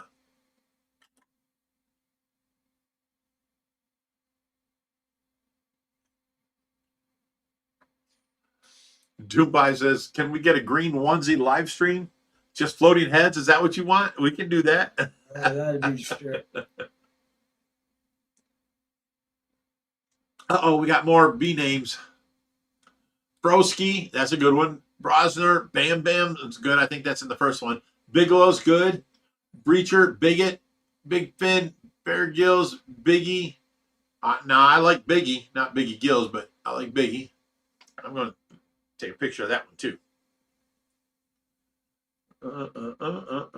Zoom in on that. Okay, take the picture. Got it. All right. Thank you. Crushed grape is not available on Amazon. Get the hell out of here. For sure it is. In India, maybe not. Vasquez family says bratwurst or burgers? Burgers, of course.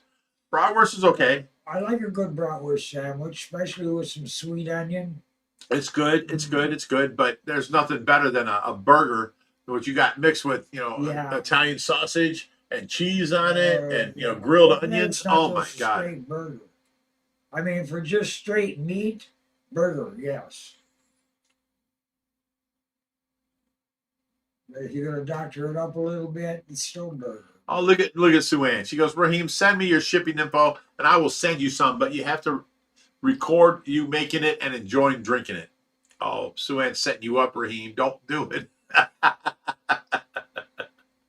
No, it's of course we'll send it for you. I don't know. There's a lot of additives and colors and stuff like that. Oh, Bigfoot's a good name too.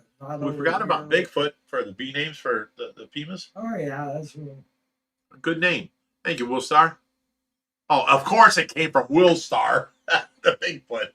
The only B word he knows. We were so busy talking food that they were suggesting names. Right. Oh, what? Burger and bratwurst. Right. Those were suggested names. Yep. I didn't get that. I was talking. I was still talking food. I need another. Bruce is a good name. Bob is a good name. Sue Ann wants to know, Raheem, can you get the vodka? Bastion's a good name. That's always known with evilness. Austin laughing out loud. Will Star with a Bigfoot reference. Of course, it had to be Will Star. Yeah. I love that guy. He's been doing his own thing, but we've missed you around here, brother. We did Bruno, didn't we? No, it was Bruce. Bruiser.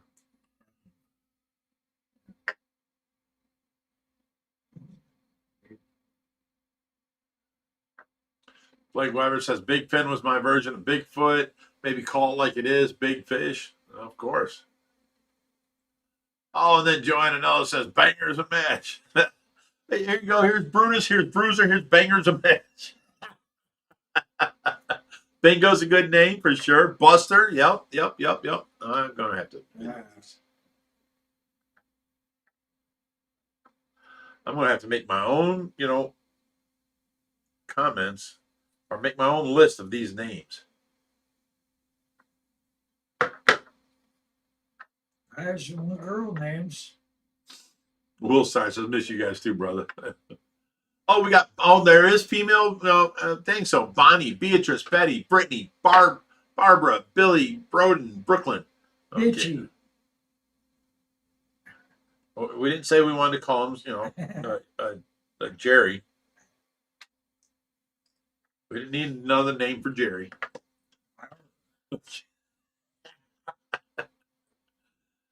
Bozo, that's a good one. We didn't think of that one. Bonkers. Austin says you need 19 more people to count for all the names. Bozo, we got that one. Bonkers. Booby, Behemoth. Oh, yes. I'm going to add these to all the names. And you guys are all going to vote when we put these in there what they're going to be. Oh, Right. shit. 9, 3, 6. Boom, boom, boom, boom. No. What happened? Oh, there we go.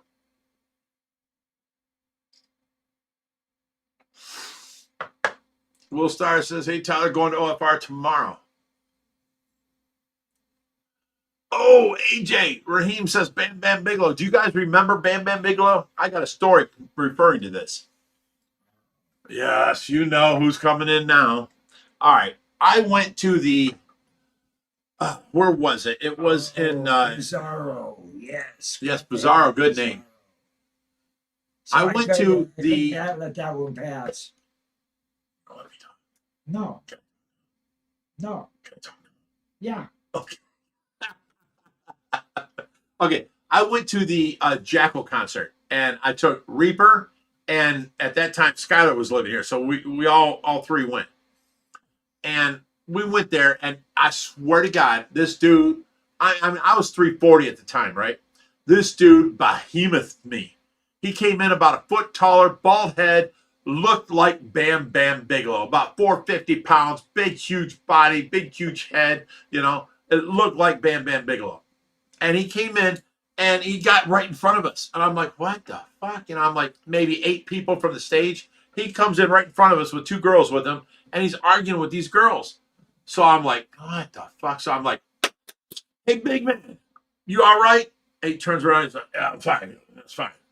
And he turns around and he starts arguing with the girls again. And then he pushes one of the girls. So I smack him on his back again. Yo, big man, you sure you're all right? And he turns around and he's like, shut the fuck up. And he turned his back on me.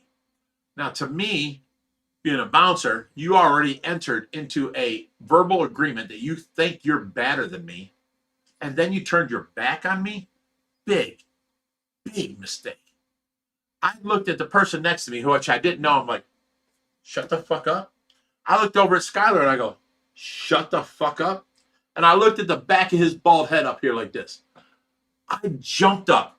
I jumped off the ground and I arm went around his neck, got his fat neck into the sleeper hold. I got his fat head right here and I'm pushing and I'm pulling and he's choking. I know for a fact 3 to 7 seconds he's going to be asleep, right? The crowd wasn't having it. They're all grabbing my arms. They're grabbing me. They're pulling me. They're trying to separate us. I'm not letting go till this big son of a bitch drops on me. Finally, all effort in his body gave out, and he was leaning against me, and I let him go, and he slid down my body and hit the ground. I de-escalated the situation without throwing a punch, without doing any fighting whatsoever. He is now on the ground, and he knows better than to ever tell me to shut the fuck up again. Right? No position to bother anybody. Right. He ain't pushing the girls. He ain't, nothing. So I'm all proud of myself. I de-escalated with no problems. Let me get this off of here. So, anyways, the crowd pushes me over here, and I'm like, I'm expecting the cops are going to be here any second. Security's going to be here. I'm going to jail. I know this. Nobody showed up. No cops. No nothing.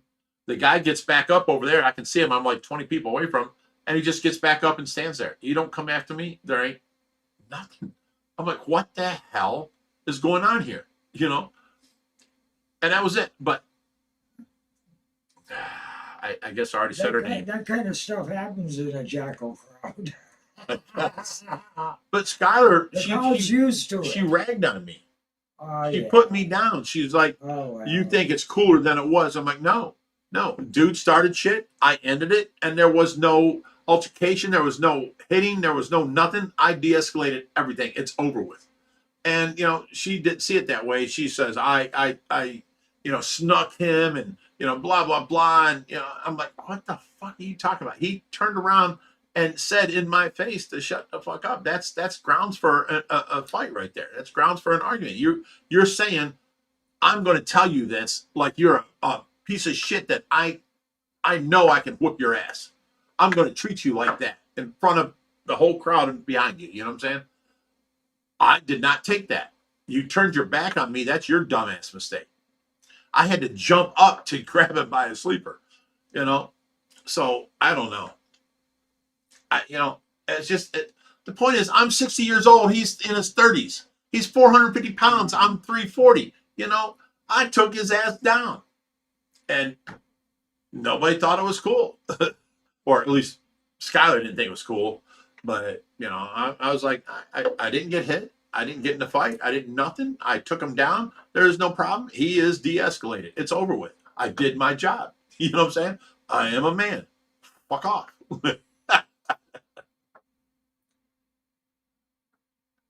Yeah, I handled it like Bill Goldberg would. Raheem just suggested Bill Goldberg there. Yeah, you're gonna have to save this whole damn stream conversation in order to get the names out. No, I took a picture of all the names as they went. So far, of about maybe a third of them. Oh, you stop. No, there's been a whole bunch of them while you were talking. Stop. Doopy says butt blaster. Yeah, I'm not going to use that as a name. Buford, I got. Bomber, I got.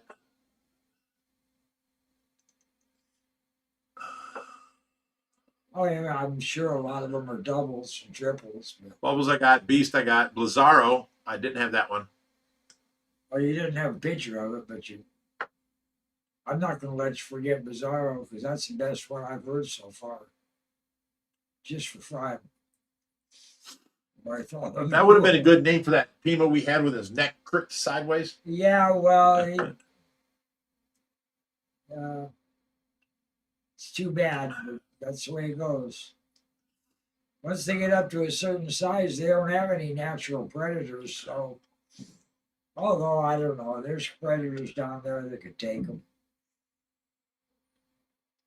John Cerulli says, Rich, if I make my way out to the rescue, would I be able to take a smaller size tank off your hands and start my collection? Of course. We always hand out tanks to everybody, especially to start the operation back into being in tanks, Yeah.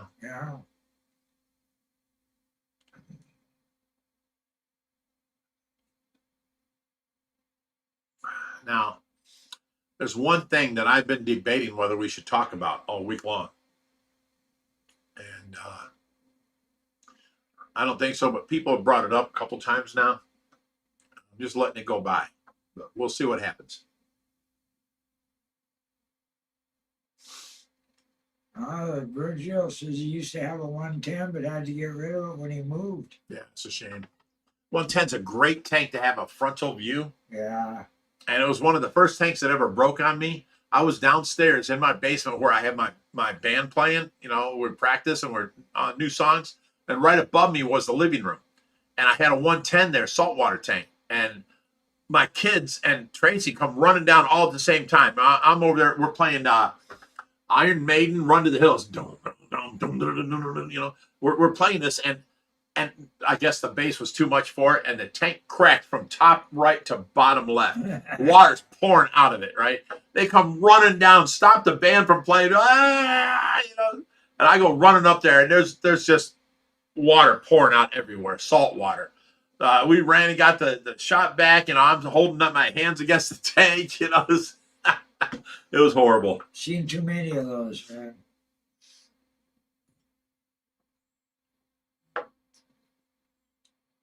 Barb Stevens says, good night, fellas. Thanks for a good night. Going to go for my night walk. Still on my diet as well. Love you guys. Bye, Barb. Take care. Enjoy your walk. Bowser.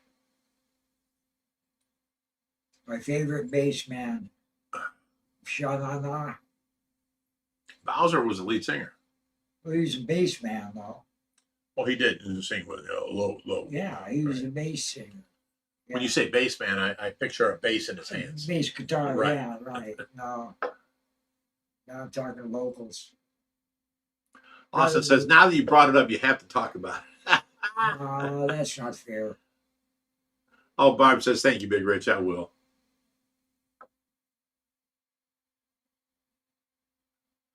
John Cerulli says, I haven't seen many Harleys tonight, but trust me, I drank regardless. Well, you just threw one out Harley, there. Harley, Harley. There you go. Drink up. You know what? I was so sore from working out. I took a shower and I'm trying to, wash my hair, and my arms were like, I can't even get my arms up to my head. They were so sore. I'm like, I put one up there and I'm holding on to my head, and now I had to swing the other one. Ow, ow, ow. And I got it up there, and now I'm starting to put in the shampoo and all that. I was so sore in my arms.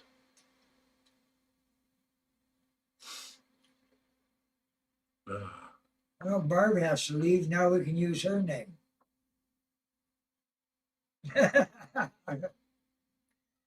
She said, night, everybody. I said, okay, we'll name one of them Barb.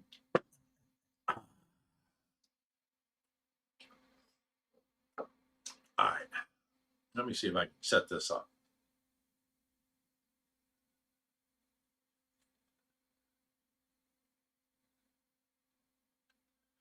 Right here. Camera. Touch. Well, now we got the Harleys flowing.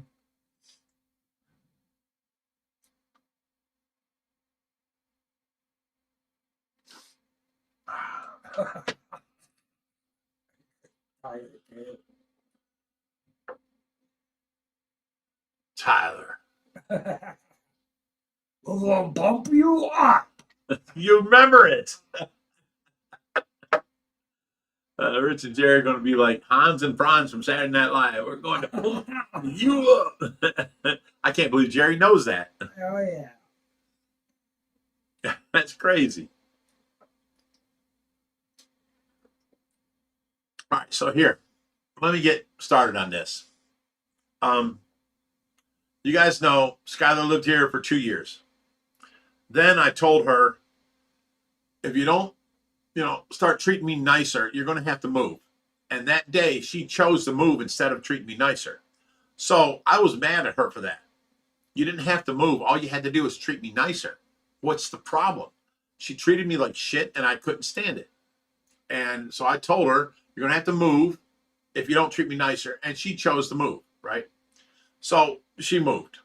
And her dad showed up with a Harley, a U-Haul truck. And I helped him load the U-Haul truck. And she got her stuff and she left. And then, she calls me back and she's like, That was a drinking word there, folks. Yeah, for sure. I mean, yeah, they just slipped out. That was good. It was definitely a Freudian slip. Freudian slip. So then, Skylar, for the next year, we still got along. We still talked and all this and that. And I helped her out. She had her therapist. She had many therapists over the time. And she'd always talk to him, a speakerphone. And I always told her, you try and get to be too much friends with your therapist, and you only tell them, oh, poor me episodes. You don't tell them the real episode, of what's going on. You need to tell them what's real so that they can help you. And, it ended up, just whatever. And the therapist never helped her. Sounds more like a drug supplier than a therapist. Yeah, because that's all she wanted was more of her naproxen and all this other stuff she takes. So, anyways, I was forever talking to Skylar about treating me nicer. And, I've done nothing but good for you. I bought you, I bought that cat for Tracy and I ended up giving it to Skylar. That's a $3,000 cat. I ended up buying her a electric violin because she played violin. So one of her Christmas presents while she lived here was an electric violin. And then, I got her a metal detector, the best metal detector on the market, and I was going to go metal detecting with her. After I bought hers, I was going to buy one for me, and we're going to go out metal detecting together. And she just became so mean that I was like, you're going to have to just move, or you're going to have to treat me nicer. And she chose to move. So then she's trying to be friends with me and this and that. And I was pissed off because you chose to move out instead of being nice to me. Why do I even want you in my life? You refuse to be nice to me. You choose to move instead of, screw you. I was mad at her and I was pissed off at her. And she wrote me this. Let me show you. She goes, well, I am very happy. This is from Skylar. I don't know if you can zoom in on that or see it, but whatever. I am very happy I met you. Despite the hell we've gone through, you made me a better person, and I really appreciate that. I do love you, and I do care about you, even though you are hateful towards me. I have been distant and nervous to see you. And then that's cut off. And I'm like, I begged you to treat me nicer. It wasn't you asking me to be nicer to you. It was me asking you for 3 years to be nicer to me. You say I tried, but you didn't try. That's all there is to it. And then the next one was, I tried to call you, but you have me blocked. I'm driving to Columbus. If you can unblock me, I'll call you. And I go, F you. You are demented. I did everything to make you happy. You didn't do anything to make me happy. I begged you to treat me nicer. It wasn't you asking me to be nicer, blah, blah, blah. Then the next thing is, you are such a hateful person. I am just mad because you treated me like shit for 3 years, and I dealt with it thinking that I can teach you, I can train you, I can help you, I can make you be a better person. That something good would come from it, but there's nothing good come from it. You are an evil person. You make everybody listen to you. You make everybody do what you want. And you know what? Nobody else's life matters to you. I just don't want to deal with that no more. Just leave. And that was that. And then let me see here.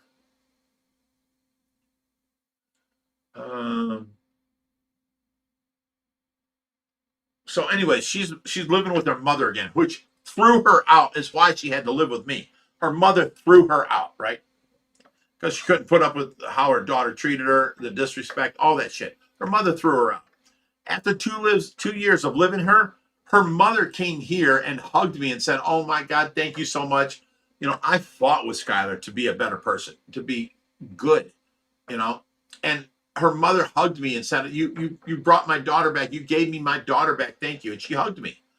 But the whole 2 years she lived here and the third year that she didn't live here, all I ever heard was how terrible her mother was. Oh, her mother, buying this for her younger brother. She never bought this for her. Her mother's, charging her rent. Her mother's this and that. Her mother's, terrible. Her mother's blah, blah, blah. And I was always like, it's not that bad. You're just seeing it from your point of view. Look at it from everybody else's point of view. And I tried getting along with her. Well, this last thing that happened this last week, I can't do no more. I was just like a done thing. I'm tired of you treating me like shit. All I've done is good for you. I've taught you to be a better person. I taught you to be a more frugal spender, because when she came here, she was an absolute brat, and expecting everybody else to buy her things and waste money. And she's buying this and buying that, expecting us to pay her. And, she was horrible. And I got her to be a more respectful, frugal person. And I explained this as the more frugal you are, the more things you can get for the dollar that you spend, So, I have the cat I bought for Tracy, and she was like mom to that cat. But she kept on buying all these, cat toys. And there's cat toys laying all around my house. And I'm like, I have to walk through each room and clean up after Skylar, because she was a pig pen. She was horrible about keeping things clean. She didn't help me around here at all. And I'd have to clean up each room after she'd left, and then she wanted to buy more cat toys. I'm like, dude, take all the 100 cat toys you have, put them in a box, take out 5 or 10 a week, and rotate them. Let the cat have these ones this week. Next week, another 10, and put them back in the box. Teach her stuff like this. And, things are like all this and that. But, she said some evil shit to me, and I was like, look, I'm not your father. I'm not your mother. I'm not your boyfriend. I'm not your husband. You don't have no right to tell me what to do. I'm not going to listen to you. I'm 60 years old, and I'm doing great in life. My house is paid for. All my properties are paid for. I don't owe no car bills. I don't have no payments to nobody. So don't tell me that you know better. And she would teach or try and tell me to do things her way. I'm like, you're 25 years old. But now now she's 20. She was 22 when she moved in here. I'm like, you're 22 years old and your mother don't even want you around, blah, blah, blah, this and that. And now she's 25 and she's living back with her mother's house. And, let me ask you guys this, and I need an answer for this. Okay. Let me scroll down to the bottom. How about this? You have a 25-year-old daughter living with you and she gets sick. What do? You bring her soup. You give her medications. You take care of her, right? This is what a parent does, right? No, she got sick last week and she had to move in with her father because her mother was like, I can't afford to get sick. You can't be here. So when somebody tells me last week on the live stream, somebody said, I thought her mother was a horrible mother, and I agreed with them. I've had conversations with her mother, and I can just see her doing that. I Right. mean, it's Plain and simple. See, her mother is the type of person that wants the outside crowd to believe a certain persona, and if you screw that up, I'm pissed. Like okay, here's another thing. Skylar wasn't allowed to have an air conditioner in her room because I gave her an air conditioner. She wasn't allowed to have it in her room because it's going to make the neighbors think that it's a pigsty because a air conditioner sticking out your window. So her mother wouldn't let her have an air conditioner. She belongs in an HOA. So anyways. Anyway, I'm going to excuse myself and go take care of the critters. All right. My drink is empty. Harley, everybody. So anyways, this week now, I get a message. She talked to me Saturday and Sunday, and then, I'm still trying to fix her basically and help her out. And then Monday comes and she's like, you talk shit about my mother on the live stream. You are dead to me, Rich. And she blocked me, which I have a thing here. Let me see if I can find this. Dun, dun, dun, dun, dun, dun, dun.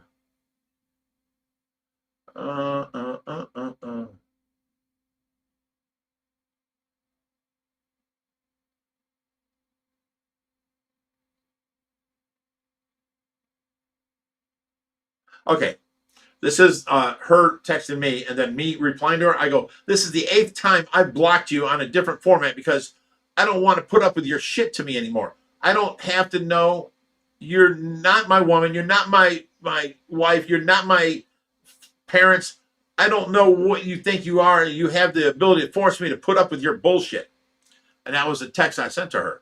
And now she's doing it again to where she thinks I should listen to her. This is the way she is. If you're a stranger, she treats you like gold. But once she gets to know you, no matter what you've done for her, she treats you like shit. And I was like, I've done so much for you. Why are you treating me like shit? I just want to be treated good. I have that right. Treat me good or leave. And she chose to leave, right? So now she sends me this message Monday that you talk shit about my mother. You're dead to me now. And she blocked me, which is her first time ever blocking me. It was always me blocking her, and then I'd unblock her if she'd, mellow out and be better and this and that. Teaching her, right? So now she blocked me, and here's the thing. Where I learned her mother wasn't a good mother? Was from 3 years of listening to Skylar tell me how bad of a mother she is. I don't know her mother. When I met her, I thought she was nice. I thought she was great. She was good, this and that, blah, blah, blah. And then later on, there was one incident I got into it with her mother when Skylar was leaving here. I'm like, well, if you're leaving, take your boat, take your fucking trailer, take it all. I don't want it, here. And she thought she was just taking her stuff and leaving, and I could store her boat for her. No, you choose to leave, take your fucking boat, take your spare trailer. I don't want it here. It's in my way. And she's like, I can't, blah, blah, blah, this and that. So I call her mother. I'm like, listen, Skylar's moving out. I know because her father's here and taking stuff, but her boat's here. And I can't have it here. I already got hit up with a 10-day notice from the city. I'm going to go ahead and have Reaper bring the boat over and drop it off at your house because Skylar was coming back to move in with her. And she's like, oh, no, blah, blah, blah. This and that. I'm like, listen, I don't care. She's your daughter. She's nothing to me. I helped her out, and now she's being so belligerent to me that I don't want her around. I gave her a choice to be nicer to me or move out. She chose to move out. So I'm taking the boat today. It's coming over your house. She's like, oh, F you. I'm calling the police if you show up here with the boat, blah, blah, blah. I'm like, are you serious? And I hand the phone back to Skylar. And, that was it. The boat went, everything else, her trailer's still here. I've been nice about that. It's another boat trailer for her 56 Lyman that she has. It's sitting on the side of my house. It's in my way when I mow the yard, right? I told her last week when she said this shit to me, you've got 24 hours, get this boat trailer out here, or I'm calling the police as an abandoned vehicle, a tenant left here. And she never texted me back. She never got hold of me. I didn't do it. But I'm going to have to because it's in my way. She don't care about me. She don't give two shits, She's now saying something about her mother and sticking up for her mother. But, she's the one that taught me that her mother is not a good person. She said the same thing about her father, that, her mother and her father buy things for her little brother, but they won't help her, won't get an apartment. They're paying for his schooling and they're paying for his apartment down in schooling, but they won't help her get an apartment. They don't have to, baby girl. They don't have to. If people are good and appreciate what people do for them, people will do more for them. And that's what you need to learn, Skylar. Now, I don't know. Bellstar says, I would be so honored to be your friend.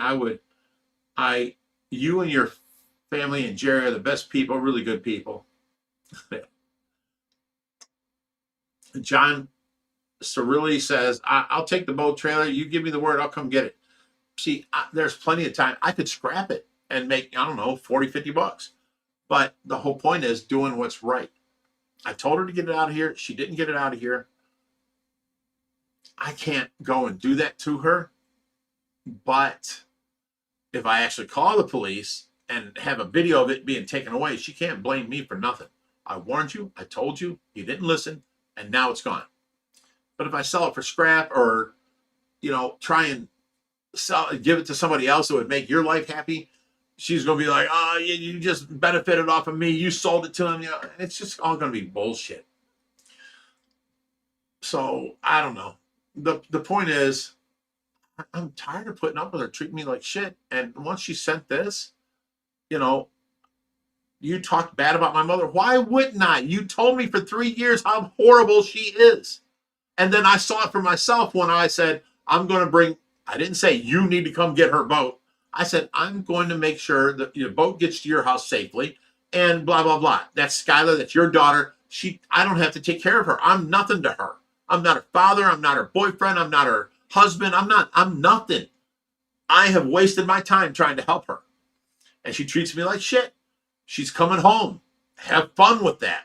Oh, by the way, she's bringing her boat. I'm bringing her boat because I don't want to store it at my house. She treats me like shit. It'd be different if she treated me good, John's really says, so obviously she hasn't done what's right. What's to say she deserves our benefit of the doubt? See, that's the problem. Let me put it this way. Yes, Jens Carlson, limit was reached. Okay, she hasn't talked to Jim Sheasley in over a year, and Jim Sheasley said something on her post, looking good or something like that or whatever. And she's like, oh, we should go hang out. We should do this and that. And Jim's like, I don't think so. He was just here today, and he told me all this stuff. He's like, I don't think so, Rich is my friend. I met you through Rich. I don't think I should hang with you when Rich is mad at you, blah, blah, blah, whatever. So, Jim did the right thing. But Skylar's thing is she treats all strangers, people she keeps at arm's length or farther, people that don't come over every single day, they're only there once every 3 months, she treats them like gold. Like, oh, I'll do that for you. I'll help you. Oh, my God, let me do this for you. Oh, my God, I'll help you. And I'm like, shouldn't you be treating me that way? I've done nothing but help you, I don't know. So anyways, the point is, she's pretty much gone from here. And if she wants to act like this, here's the thing, right? All she had to do was text me or call me, hey, Rich, please don't talk bad about my mom right now or on the live stream. And I'd have been like, okay, sure, no problem. I'm just going by what she said all this time, right? So if she'd have asked me not to do it, I'd have been like, sure, no problem. Any one of you ask me anything, I will accommodate, because I'm not going to go against you and talk bad about your mother. But if that's all you're doing for 3 years while you're here, and someone asks me, I thought her mother was, terrible. I'm like, yeah, she is a pretty bad mom, blah, blah, blah. I don't know what was exactly said because I couldn't go back and find it, but that's along the lines of what I said. I agreed with somebody that texted in, and to be treated like this after that, I mean, I should actually call her mother and show her videos of her bad mouthing her and talking about how bad she is. I'm not going to do all that.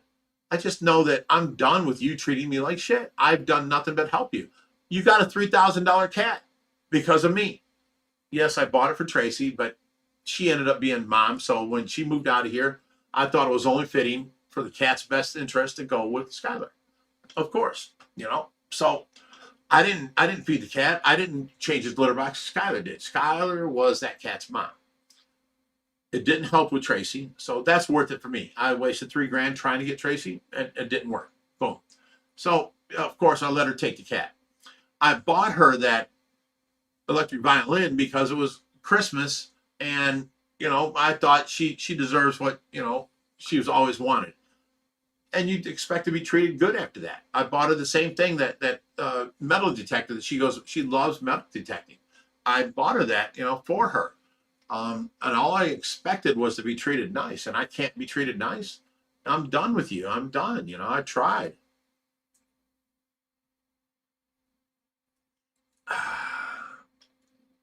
So anyways, I haven't talked to her since Monday, which it was every day we were texting each other. I mean, I thought we can work this into a friendship and blah, blah, blah. But no, you have to, like, if she's around, you have to do what she wants. You have to listen to her. You have to, and I'm like, you don't fucking know shit. Like the time when her car broke, and I'm like, don't worry. She's all crying. Like, I got to, I can fix this. I've built hot rods all my life. I went to auto mechanic school back in the 80s. I've been a mechanic ever since. I built that Camaro from the ground up, And here's what she did that made me feel like crap. She's like, oh, no. I'm going to call my brother. He knows what he's doing. She called her 19-year-old brother to come fix this car instead of having me fix it. And I offered. I felt like, what the fuck? Now her brother asks me, and he says, oh, Rich, you know much more than me, blah, blah, blah. He asked me how to fix things, and I've helped him. The point is, I've done this all my life. Why would you treat me like that? I'm offering to help you. That's the shit that it gets me. I just can't keep putting up with it. I don't know. Okay. Everybody says she's narcissistic, but ADHD is often mistaken for narcissist. So look that up. She's also a dismissive, avoidant person. Where once she gets to know you, she starts treating you like shit, thinking she's better than you, thinking she's blah, blah, blah. And, all this. And I told her, because I listened to her therapy sessions many times. She'd put them on speakerphone while we're driving, like going on a fish rescue. And I'm listening to this therapist, and that therapist just wanted to get to know her more. And she only let the therapist get to know her outside. Like, if you just meet her, what I'm saying? Never she would talk her insides and what she really feels and all this. And I'm like, you know what? You need a team of therapists, seriously. And you got to let them know what's really happening, not just what you want them to know, because they can only help you if they know what's really happening, And she just kept changing therapists. Because, oh, Mom, this one don't like me. I can't get along with her. She was trying to get to the bottom of things, you know what I'm saying? So she'd switch until she found a therapist that, oh, hi, Skylar, how you doing today? And then she'd keep that one. And that's not helping her at all. So she don't want to fix herself. She don't want to become better. And she wants to treat me like shit. I'm done. I'm done. So you can tell me you block me all you want. I can still text her on phone and I can text her on Messenger. She blocked me on Facebook. So if you're leaving that open, come on, quit being fake. You know what I'm saying? As far as I'm concerned, I'm done with her. I've done all I could do to help her. I've done what I could do to help her mother. You know, and her mother now is different towards me because I guess Skylar's living with her, making me out to be the bad guy. You know, I don't know, but the point is, I'm done with that whole situation. That was 3 years of my life I wish I had back. Oh. So, anyways, let's see. Oh, we got things here. Camel Dan sent $1.99. Rich, she is DJ. No. It was the same number that she's been texting me from. It is not DJ, but I get where you think that for sure. Thank you for the $1.99.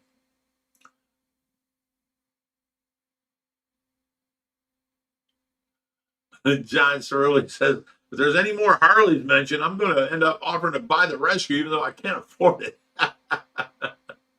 And then next, Summerly, Harley.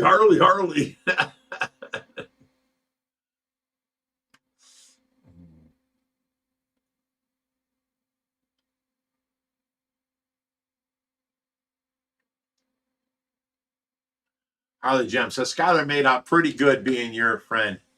Well, yeah, she got her car fixed. She got the cat. She got the metal detector. She got the electric violin. Not to mention I fed her for 2 years. I gave her free rent for 2 years, you know.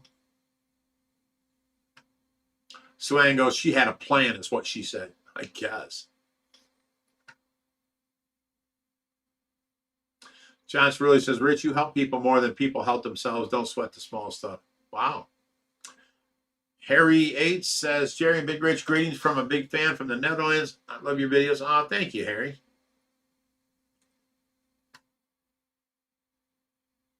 Vasquez family says, send Skylar's mother a bag of insects to eat. Oh my God, I got bitched out by her mother for that. How dare you let my daughter, I don't want people, blah, blah, blah. And I'm like, I can't control her. This is what she wanted to do. And I put it on the video because she's doing it anyway. And she's like, oh, how dare you, this, that, you made my daughter look like this. And, that's in my family. And I have to deal with that. And I have to live with that. It's not about you. It's not. I was like, I'm sorry, but, she said she would do it. And I videoed it. We had a live stream. She ate them live. It was disgusting to me. She did it. So it's not my fault, So, yeah, her mother's more about the appearance. Like, why wouldn't you let your kid have an air conditioner if you're keeping the house at, 74 and it's too hot to sleep? Let your kid, my kids had an air conditioner in each one of their rooms. And they keep it at 71. It's nice and cool. It's comfortable to sleep in, and it shuts off, when it needs to at nighttime and goes back on during the day. And then, why wouldn't you care about your kid?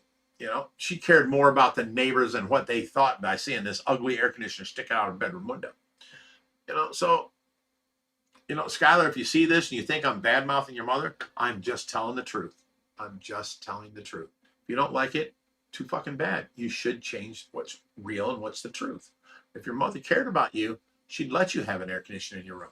If your mother cared about you, she'd take care of you while you're sick, not kick you out to go live at your dad's house because she can't afford to get sick. Not my fault. I've never kicked my kids out when they were sick. I don't know who else would do that. But, your mother cares about her own life more than she cares about your life. That's all there is to it. And I'm sorry. These are reality hitting you. So, you never want to talk to me again? That's fine. Because I'm better off not knowing you. You're not better off not knowing me. That's facts. I was good to you. All right, enough with that. Let's move on to the next thing. It is now 8:30. 25 minutes past closing time. And I'm only on my second. I've got a whole nother drink here, guys. You want to open up conversations and talk and ask questions? I'm ready for it.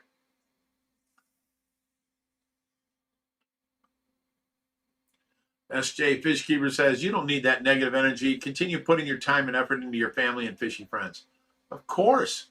If someone's there for me, I will definitely be there for them. That's what I don't understand about her. I was there for her. I gave her a place. It's all free. She expects it. I fed you for 2 years. You expect it. And not only that, you bitch about what food I'm buying. I buy healthy food. She wanted, bullshits and snacks and stuff like that. I don't know. Tyler says, I love those guitars you had. I would love to jam with you whenever I'm able to visit. Hopefully by next year, maybe you can teach me some songs you like to play and stuff. I don't know. That'd be cool. Of course I would. Griselda Frightenstein. Fucking awesome name. Yeah, put it behind you. Not worth it. Life's too short to complicate with other people's problems, for sure. Bellstar says, what level of fish keeper should a person be to have a saltwater tank? Ooh, that's a hard question. Okay, anybody can get a saltwater tank, but the level of fish keeper before you have freshwater or saltwater, you need to know the simple things like the cycle, the bacterial cycle. You need to know that you can't buy a 10-gallon tank, buy 10 fish and put them in there, and then they die within a week and you're blaming the pet store. There's no biological filtration in there. There's no bacterial buildup in there. All the fish you buy are going to die. You have to build the cycle first, whether you're freshwater or saltwater. So that's a pretty prominent level of fish keeping, is to know that.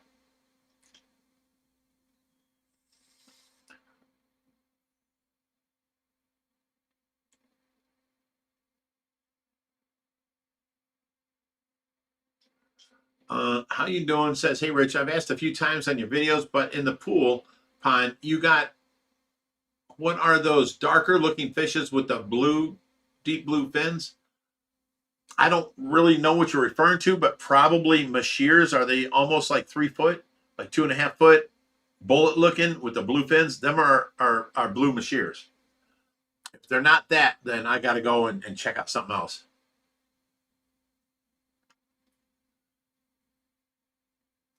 SJ Fishkeeper says it's 1:30 a.m. in the UK, so it's a good night for me. Enjoy the rest of the stream. Thanks for having me, and I'll look forward to your videos next week. I'll see y'all next Friday. See you, SJ. Oh, wait. Hardly.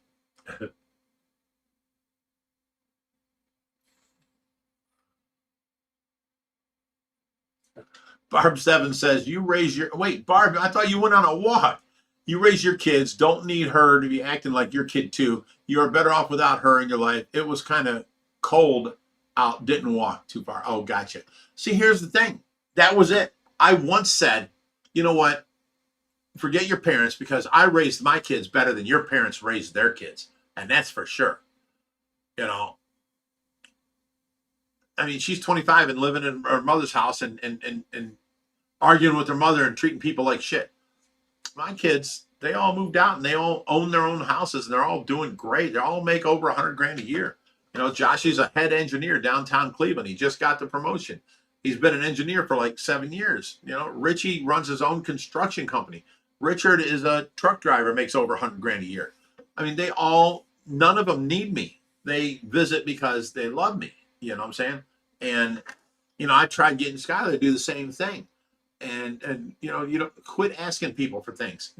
Fend for yourself. Buy your own food. Take care of your own thing. You want this, you want that, have that here. Don't ask people for this or that, And I tried helping her out and it just didn't work out. It didn't work out. She's something else. John Cirilli says, have you ever set up a beta tank? I have one right now that we have one beta in. It's a 3.5 gallon tank, oval, like racetrack shaped. And, we feed it every day, but it's something we're giving away.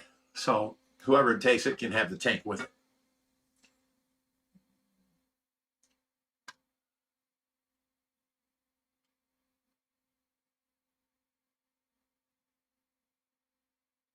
Bellstar says, I sure appreciate listening to your stories. And I love our fishy family. Thank you, Bellstar. I'm so glad you're part of it. Barb says,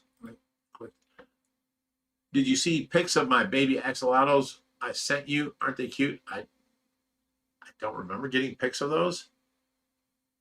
I don't know.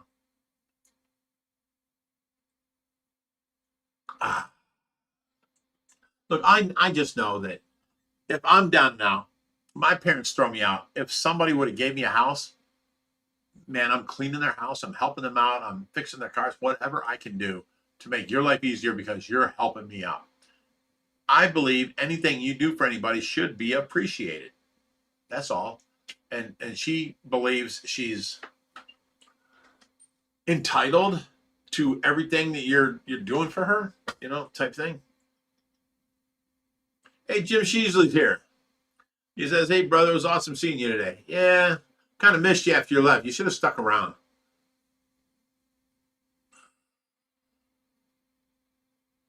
And you just missed the whole Skylar conversation we had today. I was talking to you about whether I didn't know whether I should bring it up or not.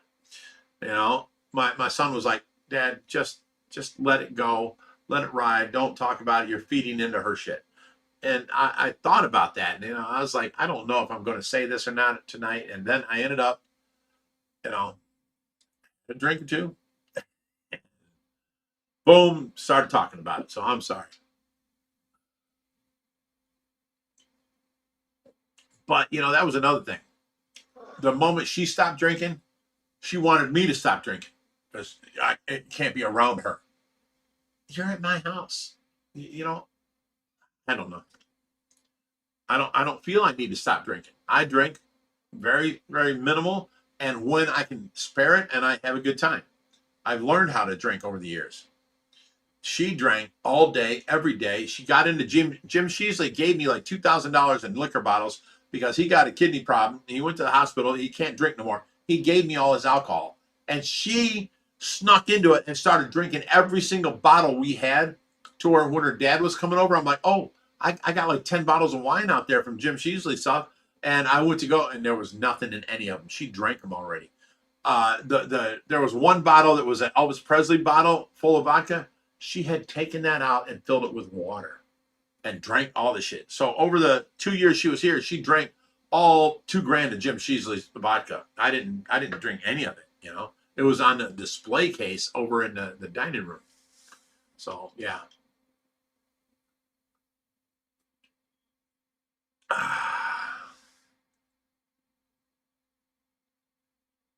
Jim's on here now. He can tell you how much he gave me in alcohol.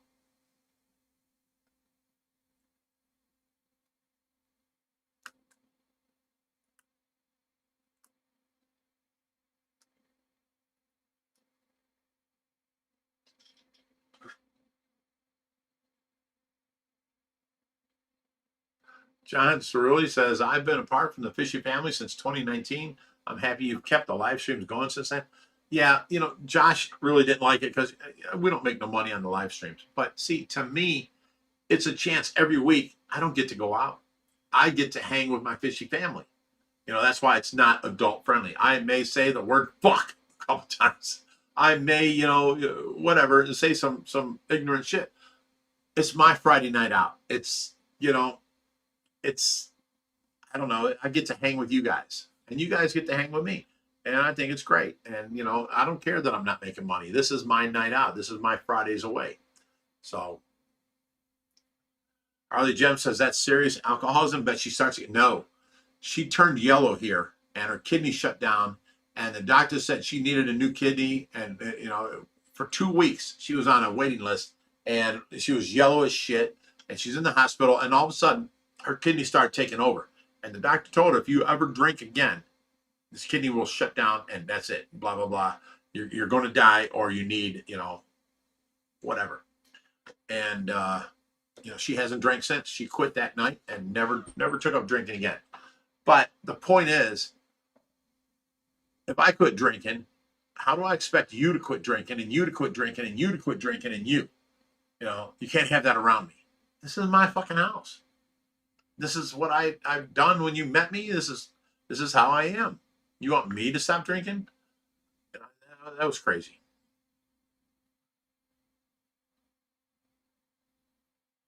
Harley says, "Yeah, I've seen that before, and people start anyway." Nah, she's all on this whole, like she's a born again Christian.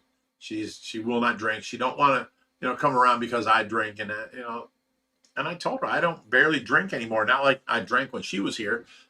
I drink on Fridays on the live stream. I drink 3 drinks.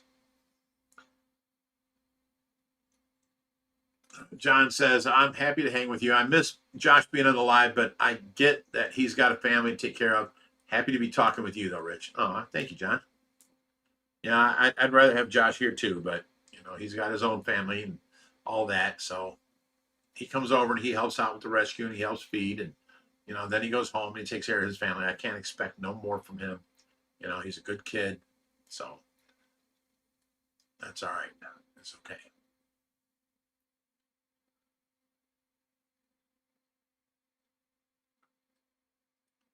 Someone says, are you still going to swap the ranks on 4,000?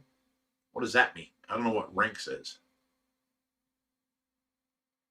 You clarify, I'll answer you.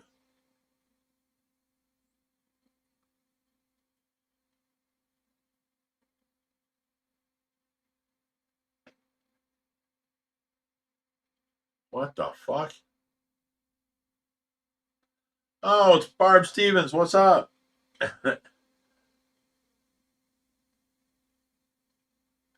What are these pictures of these half-dressed women you sending me? What the hell? Valentine's Day pictures. Wow. And then she sent me all the baby axolotls. Okay. Oh, how cute they are. Ow. How adorable. A little bit bigger than her thumbnail, like an inch and a half long. So cute. That's adorable.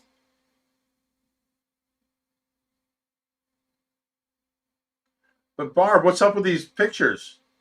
Is that you by chance? The blonde you sent me? Wow. If that's you, you're hot as shit. And then you turn brown hair? Is that the same girl? Looks like it. I don't know. Thanks, I guess. Oh. Summerlee says, are you still going to swap the tanks on the 4,000? Yes. The little tank, now that the back peels off, is going to go over in the middle of the room where the big tank is going to go against the wall. Yes. I found the background I want for the big tank and put it over there. And that's going to happen no matter what. So that's happening. Josh don't feel like doing it because he's like, it don't need to be moved. I'm like, yes, it does. Of course it does. But because the 400 gallon has a center overflow, it's drilled into that wood there. And then the little tank that the dough buyer in is a corner overflow. So that's drilled in there. Once we swap these, I got to cut new holes into the wood for these overflows to go to. That's the part Josh don't want to do. So we're okay. We're going to do it.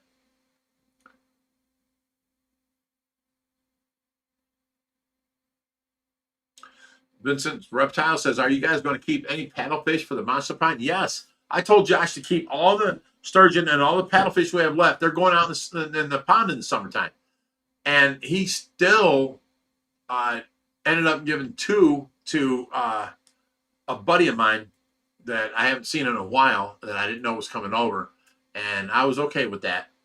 But, yes, the rest are going into the pond because we can't get them no more.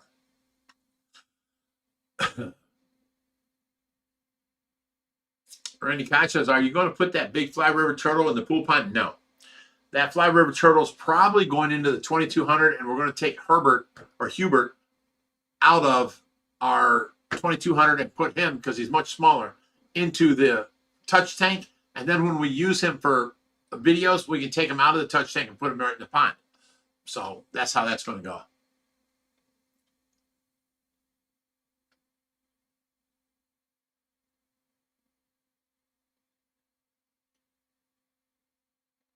Vincent Reptile says, why can't you get them anymore? The guy we bought them from found out that he can sell them for we bought them for $85 a piece. And then he found out he can sell them for like $600 a piece. And he raised his prices. He won't give us any kind of grandfathered in price or nothing. He wants $600 per paddlefish, this and that, because everybody wants a paddlefish. And now he found out he can sell them for more. So he sells them for more. So we can't get them from him. We can get them from Missouri at a lot less price, but now we have to drive down there, and it's a 12-hour drive, and then we have to bring them back and keep them alive. It's not easy. We're not getting them anymore.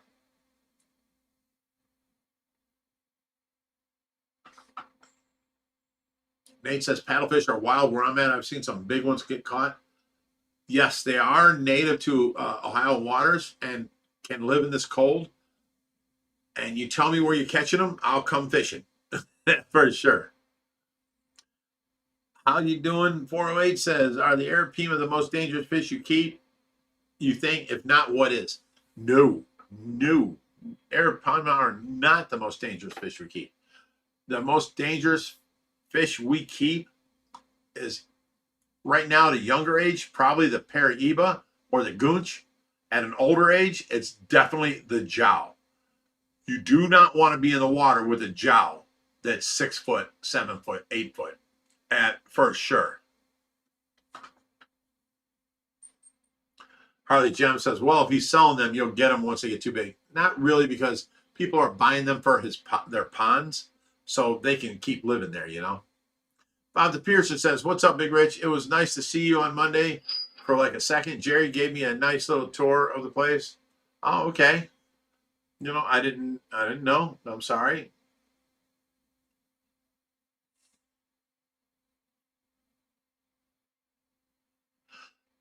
Nate says, I'd say the electric eel would be the most dangerous fish you got. Nah, because I know it's an electric eel. I don't stick my hands in there. Yeah, period. Summer Lee says, so in the future, no more swimming in the monster pond. Not once all the fish get 7 and 8 foot long. No, I won't be swimming in there. I saw what a 6 foot long jowl cat can do, and it scared the bejesus out of me at the Shed Aquarium back behind the scenes. This thing came up, and the guy's like, "Oh, don't put your arm on the." It was cinder blocks. He goes, "Don't put your arm on there," you know. Or he goes, "Oh my God, no, remove your arm." I'm like, "Why?" He goes, "Oh, we've got fish in there that'll take a snap at you." I'm like, "Look, I'm Big Rich from Ohio Fish Rescue. You know, I've seen big fish. I understand." He goes, and he takes a piece of shrimp out of his pocket and throws it right where my elbow was. Bam! This thing hits and knocks water everywhere. His mouth was 1.5 feet wide. This thing is 5, 6 foot long. It was a jowl. And it made me jump like 4 foot away, hit the wall, and be like, holy shit. They scared me. I will not be swimming with a jowl when he's, 6, 7, 8 foot long. No. Bob the Pierce says, where's Jerry? Did you send him to bed already? Yes, exactly what I done. I was like, Jerry, it's time for you to go to bed. Go, get.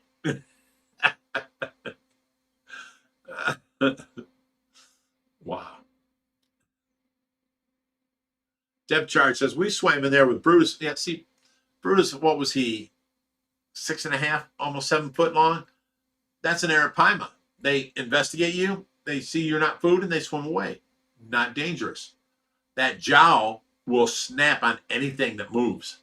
You get in there and you move your foot from this point to that point. He sees a movement. He's biting your foot. And 1.5 foot wide mouth coming down, clamping that hard. It's like a hammer hitting you. Oh my God.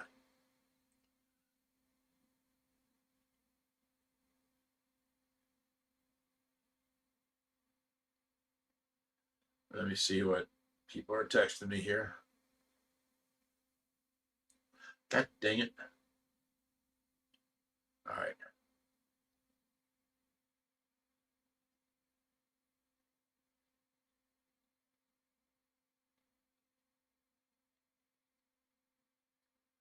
Marie says, that is her.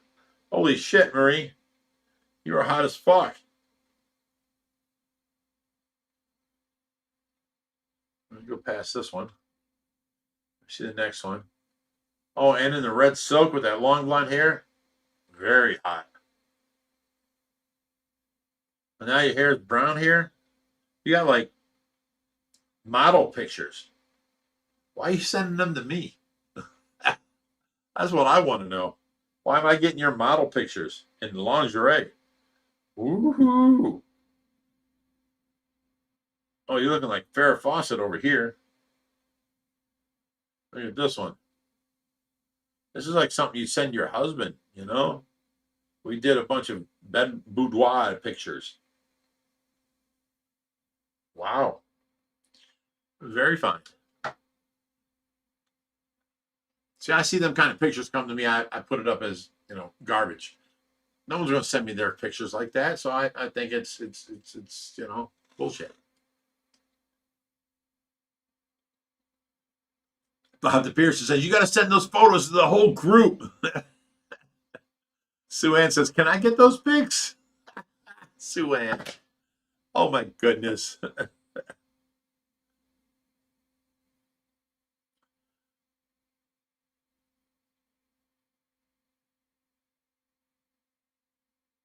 Yeah, you'd like them, Sue Ann. For sure. How you doing? See, one would say you're being catfished. That's what I thought. If people send me pictures, naked pictures, or sexy pictures, I'm like, yeah, whatever, and I throw it aside. I didn't think nothing of it. But now that the names match and she says that's her, and I'm like, oh wow, okay. Why'd you send them pictures to me? you know. DT Knox says we've lost Big Rich to the pictures. Bangkok from predatory fins is the largest gourami I've ever seen. Well, we've got one here that's almost 30 inches long. Been here forever. He's an albino. He's in the pool pond. And, we've done this with predatory fins before. They swore they had the biggest. We measured ours. It was bigger. That was the, I forget the name of it. The biggest pleco you can get. I can't draw the name right now, but it was 44 inches and theirs was like 39. So we won that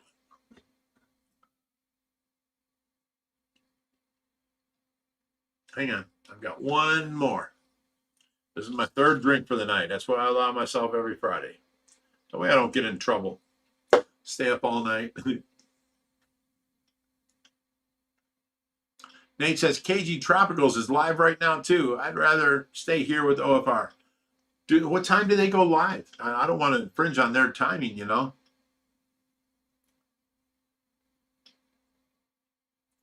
Oh, how you doing? Says the show River Monsters is where he saw arapaima being dangerous. That's people with nets. If you enclose this animal, say 6-7 foot arapaima, they're all bone. Their head is bone. Their body is bone. You know what I'm saying? Surrounded by muscle. And if you take a net and you bring them into a small area, they're going to jump. And they're like a rocket. Their whole muscle tail goes. They come out of that water. If they hit you in the head, they can knock you the fuck out. Their whole face is a bony structure. And, I've seen it. I've seen that Jeremy Wade got hit in the chest and he had heart palpitations and all this stuff. So, yeah. Adonis pleco, that was it. We had the biggest Adonis pleco,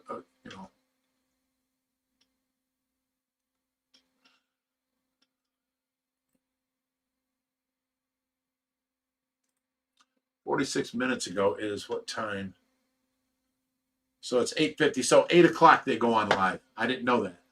I wouldn't be on live against them because they're friends of mine. You know what I'm saying? I ain't going to try and take their business or anything like that.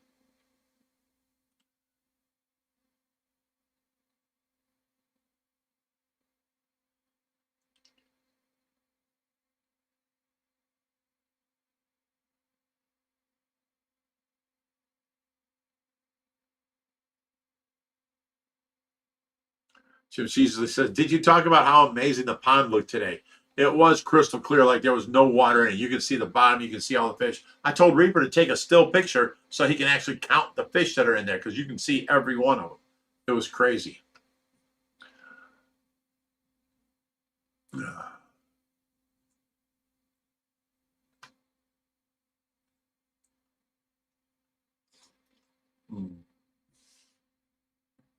Well, we'll just keep on doing what we do and keep on moving. I don't know if you guys all saw the video today, but it showed a bunch of projects I finished up over the weekend. I got a lot of stuff done, and now we're ready to start working on my grandkids' room is done, basically. The flooring's done, the carpet's done, the trim is done, and now all I got to do is put in the shelving for each, toys that we're putting there. So we're going to start building shelving and painting that and getting that in. And we'll go from there. Let's see what else here's going on. Jim Sheasley. He said he counted 78 that were not buried, plus the paddlefish. Yeah, you counted wrong, son. Love you like a brother, but you counted wrong. There was 131 in there as of last summer, and we found none dead in there over the winter. Now, sometimes we'll find one in like the strainer or one, at the bottom. And today we're out there. It was so crystal clear, we didn't see any dead ones. So now they can disappear. Like, say, if an otter comes around and gets in the water and then takes one, and he'll run off back to his area with the fish. So, but I'm pretty sure we're real close to 130 in there. So you got to count better. Sorry, Jim.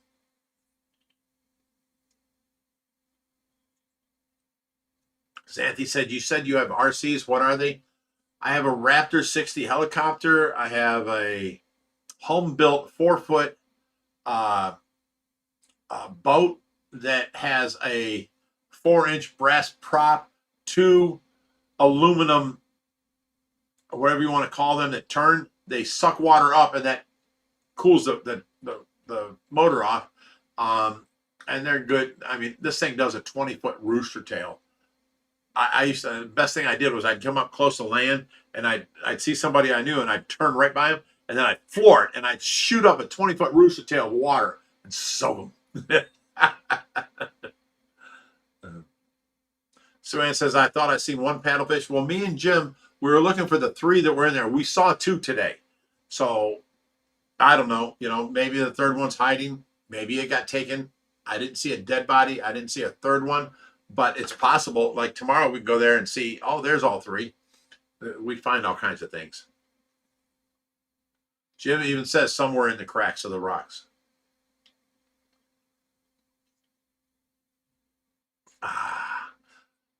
So there was 131 fish, koi, plus the 3 paddlefish that were left, the big ones. How you doing? Says, would it be possible for you to breed up your own paddlefish to sell? I don't think so. Our pond's not big enough, and it does not build enough natural food for them over the winter. We have to put in like brine shrimp over the winter to make sure, because they do go into like a semi, like bears do over the winter. They don't eat. They do go into a semi type thing, but they still need to eat. So we have to feed them that. And a natural pond that's like 2 miles long, mile wide, 60 foot deep, that has its own food for them all year round. So we don't have nothing close to that size.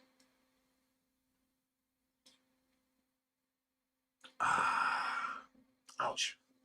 My butt is hurting sitting on this chair.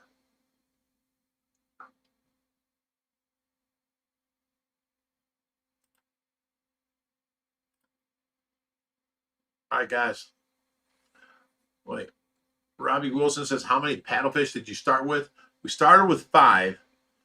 The first year, 1 was in the overflow for the pond filter. We then made a cage for the overflow so that no fish can reach in, just the bullshit, And then the second year, it was a long winter, and we found 1 dead at the bottom when the ice, thawed out, and we drew that up to as it was not enough food to feed that one. The other 2 lived because there was still enough food for them. So this third year, I'm hoping it's still out there. I haven't seen it today, but I only saw 1 yesterday, and then today we saw 2. So hopefully, tomorrow, the next day, I can find all 3. Oh, yeah. Somebody says I need a booty cushion. I give that to Jerry because he's so short. Here's a 5-inch Rojo, booty cushion. Comes out of a wheelchair that, Tracy would use, but she don't use wheelchairs right now. So I let Jerry sit on it to give him a little more height. But now that he's not here, I can put it in my chair. That makes my butt feel so good. Oh, my goodness. It's like an air padded seat. Oh, ooh. Oh, yes. Oh, that's so comfortable. Wow. Oh, as far as the rest of the RCs, let me see. I got the boat. I got the helicopter. I got a bunch of little, $40 RCs that go like 3 inches They're drift cars. And then I've got mini helicopters, 3-foot helicopters, all electric, that are more toys than they are real RCs. I built the 60 Raptor. What else do I got down there? I've got flying like shark that you fill with helium and you put like Play-Doh in it to make it completely, it don't rise and it don't lower. And then you can use its controls to make it go lower, and it has a tail that you do this, and you left, right, left, right. And it goes through the air like it's in water. It's fucking awesome.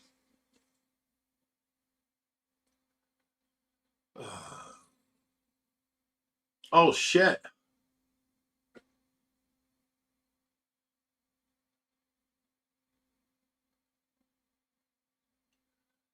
Rick Wooten's here. Says, hey, Big Rich, how you been? I've been getting good, getting by, when you and Marissa coming back. I've got nobody living here. You got the big room whenever you guys want. Same thing for you, Sue-Ann.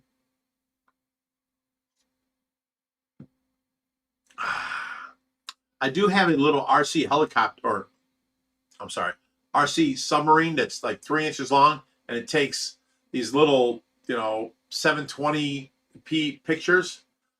The problem was my fish are so big it went after it as a moving, like as a food and stuff. So I can't use that no more. But I have that if anybody wants it. I don't need it.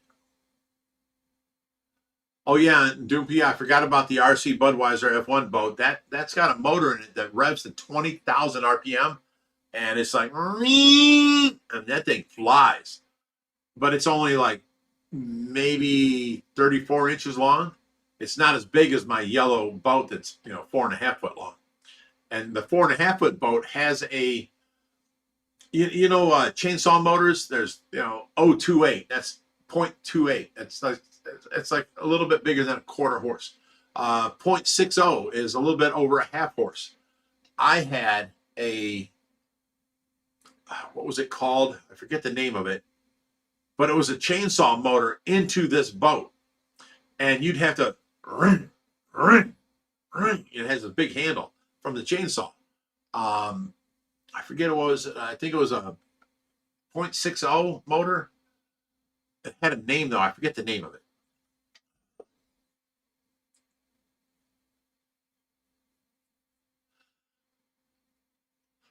Oh.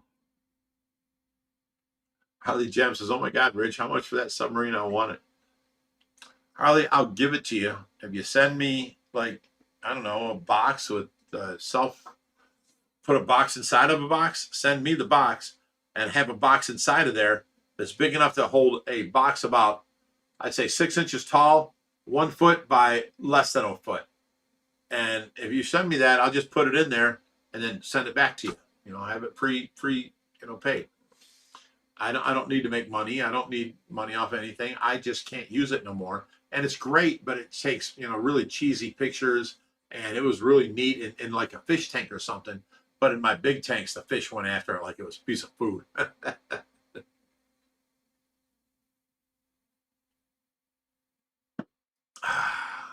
Just like everything else, I don't need to make money. Like I bought it, I think it was $65 first, and I've had it for 4 or 5 years. Still works great, but I used it maybe 3 times when I first got it, and after that it's been sitting. So you may have to change the batteries. It's got rechargeable batteries. You may have to buy new batteries or recondition these to make them work again. I don't know. Holly Gem says, "Oh my God, really? It would be such a perfect gift for my kid." I don't mind. I don't use it. It's here. More power to you. But I don't use it. And now I'm looking for a drone that has 4K, and I can't find nothing under $1,200. A real drone, like a real RC drone. So that's what I'm looking for now.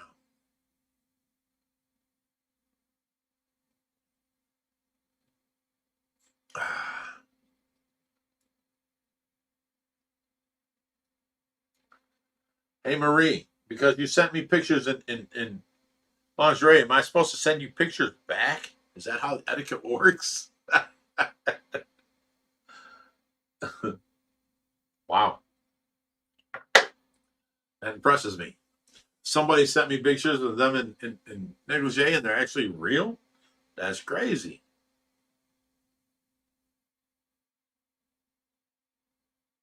Oh, Harley says, hello, and he left, so it'll be a surprise to him.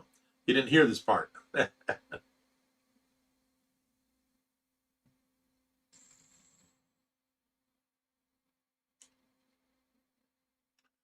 Mike Stambaugh says, we used to race RC cars at the Cleveland Auto Show back in the day.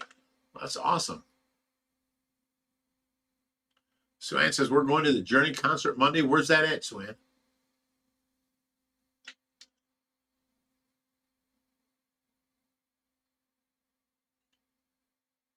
Now, I heard Steve Perry was going back with Journey. Is that still with Arnell, the Chinese singer? Or is that with Steve Perry? Oh, you're going to Pittsburgh. Well, stop by here for a night. Take a break and fucking sleep here.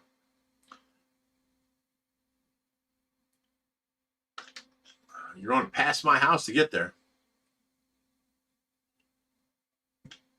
But on the way home, let's say you're drunk and blah, blah, blah, and you're worn out. You can stop here, sleep for the night, and then get up and go in the morning. You're more than welcome to. You know that. Don't say I wish. You can make anything happen you want, woman. Stop it. Oh, Sue Ann was here. She saw how well I treated, Skylar and how much I did for her. Pittsburgh is an hour from me. There's no way you're not going to pass my house to get there. Katie says, didn't Steve recently have an accident? Steve who? I don't know a Steve that had an accident.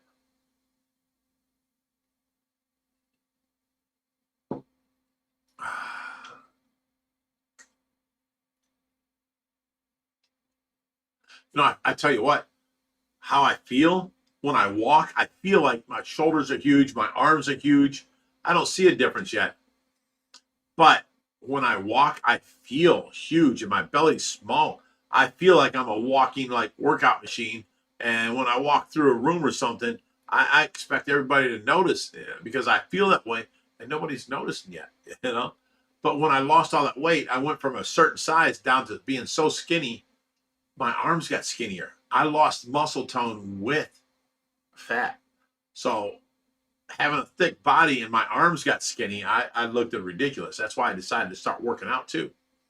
So my son says, stop looking at the scale and start looking at the mirror every day, Okay.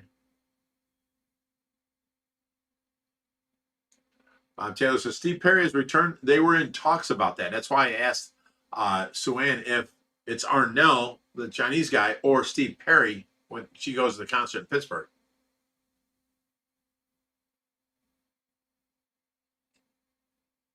Smoke purchase. Man, I want to get drunk and sleep over at the Ohio Fish Rescue. I live in Pittsburgh. Pittsburgh is an hour, maybe an hour and 15 minutes from us. You're more than welcome.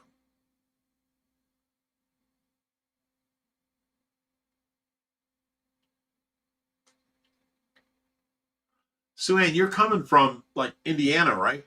You have to be able to pass me to get to Pittsburgh on Route 80. I don't see no other way. You're a little bit south, but yet you'd have to still take Route 80 to get over to Pittsburgh. Is there another route you're taking or something?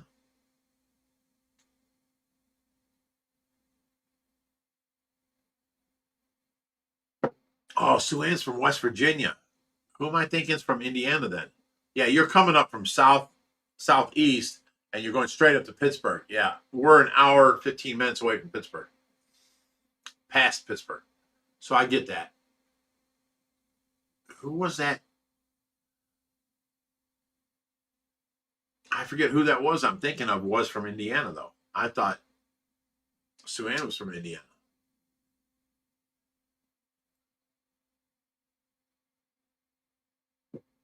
I don't know. I talk to so many people, so much different shit. Doobie says, when you work out, you lose weight, but you gain muscle weight when working. That's why my son said, stop worrying about the scale. Start looking in the mirror, you know, because I was losing weight every single day, and I was, you know, checking the scale and all this and that. And then I noticed my arms were so skinny. I'm like, what the fuck, you know? And my belly was still bigger. Now I feel like my arms and my chest are bigger and my belly's getting smaller. I feel like I'm walking in looking like, you know, grizzly bear, you know. I just feel stronger, you know, my belly's skinnier. And Sue Ann says the Kentucky Rescue. No, you're down there by my buddy, who is the Kentucky Rescue. What was his name? Shit. Look up online. He hosts the Mammoth Cave Aquarium Expo. He's in Kentucky. I used to always say West Virginia, but that's my buddy down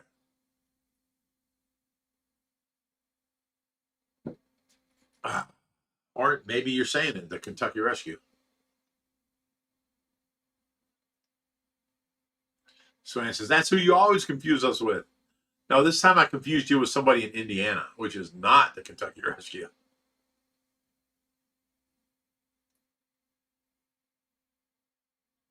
How you doing? Says, good night, Rich and Chad. I'm off. Good night. Hey, before you leave, Harley. Steve says, what's your weight training routine? I don't really have one. My son brought me over a bunch of barbells. So I'm doing sit-ups, I'm doing push-ups, and I'm doing, you know, curls with these barbells. And I've moved up from the smallest one, which I thought, what's a 7-pound barbell? Dude, I got to like 8 or 9 or 10. I'm like, oh my God, this is ridiculous. Now I've moved up to the 3rd barbell where I'm doing 10. Today I reached. I'm ready to move into the 4th size barbell. Once I reach 10, I go to the next size. And oh, is it Rick and Marissa are from Indy? Okay. But once I reach, you know, I can do 10. Like today, I did 10 on my left arm, and I know it's pictures backwards to you guys. This is my right arm. I'm not stupid or dyslexic. Okay. This is my right arm. I did 10 on my left arm, and then I could only do like 8 on the right arm, and it became hard because if you guys remember, I fell out of that truck and I ripped off all tendons off of my shoulder, and they couldn't find the one. There's 2 muscles that form your bicep. One of them's missing. It's curled up back down here somewhere. They couldn't find that one. They reattached the rest. So my right arm works, but my right arm was more stronger than my left arm, and now my left arm is stronger than my right arm because I'm missing the actual bicep muscle that was here, where my left arm now is all bicep, you know. I notice the difference now.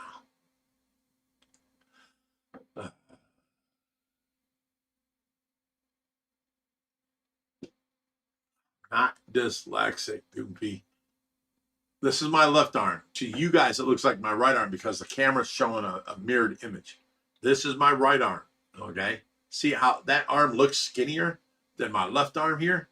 It's just, the left arm is just way bigger compared to my right arm because I'm missing that muscle out of there.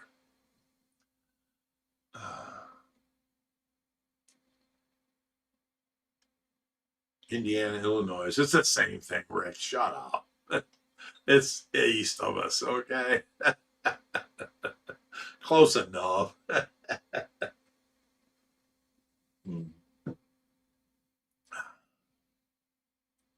Best Cuz family says, how's the community service people doing?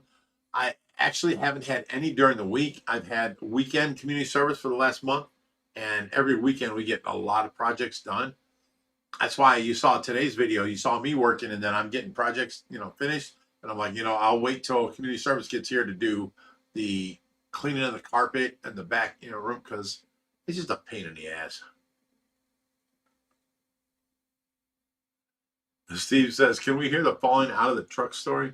How do you know I fell out of a truck? How do you know this? This is some bullshit right here. You know the story and you're asking for more information.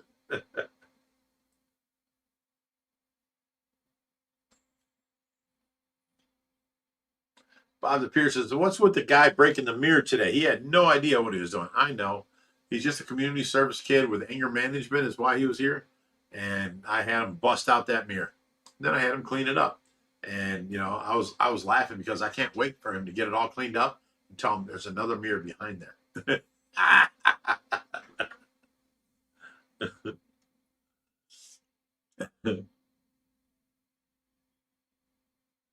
So anyways, the story of me falling out of the truck. All right.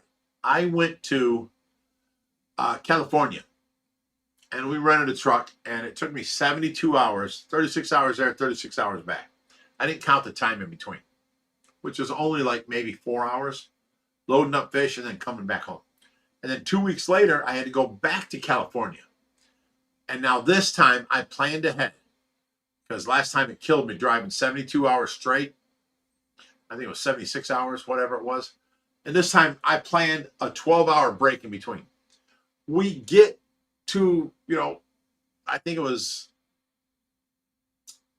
Oregon or someplace like that. We're getting close to where we were going. And we had to stop and get gas. And I said, I'm going in for some food and then I'll pump some gas. And Tracy's like, no, I'll handle it. I come back out from getting gas and she had filled my tank up with the green handle diesel gas. This is not a diesel truck. I'm like, holy shit.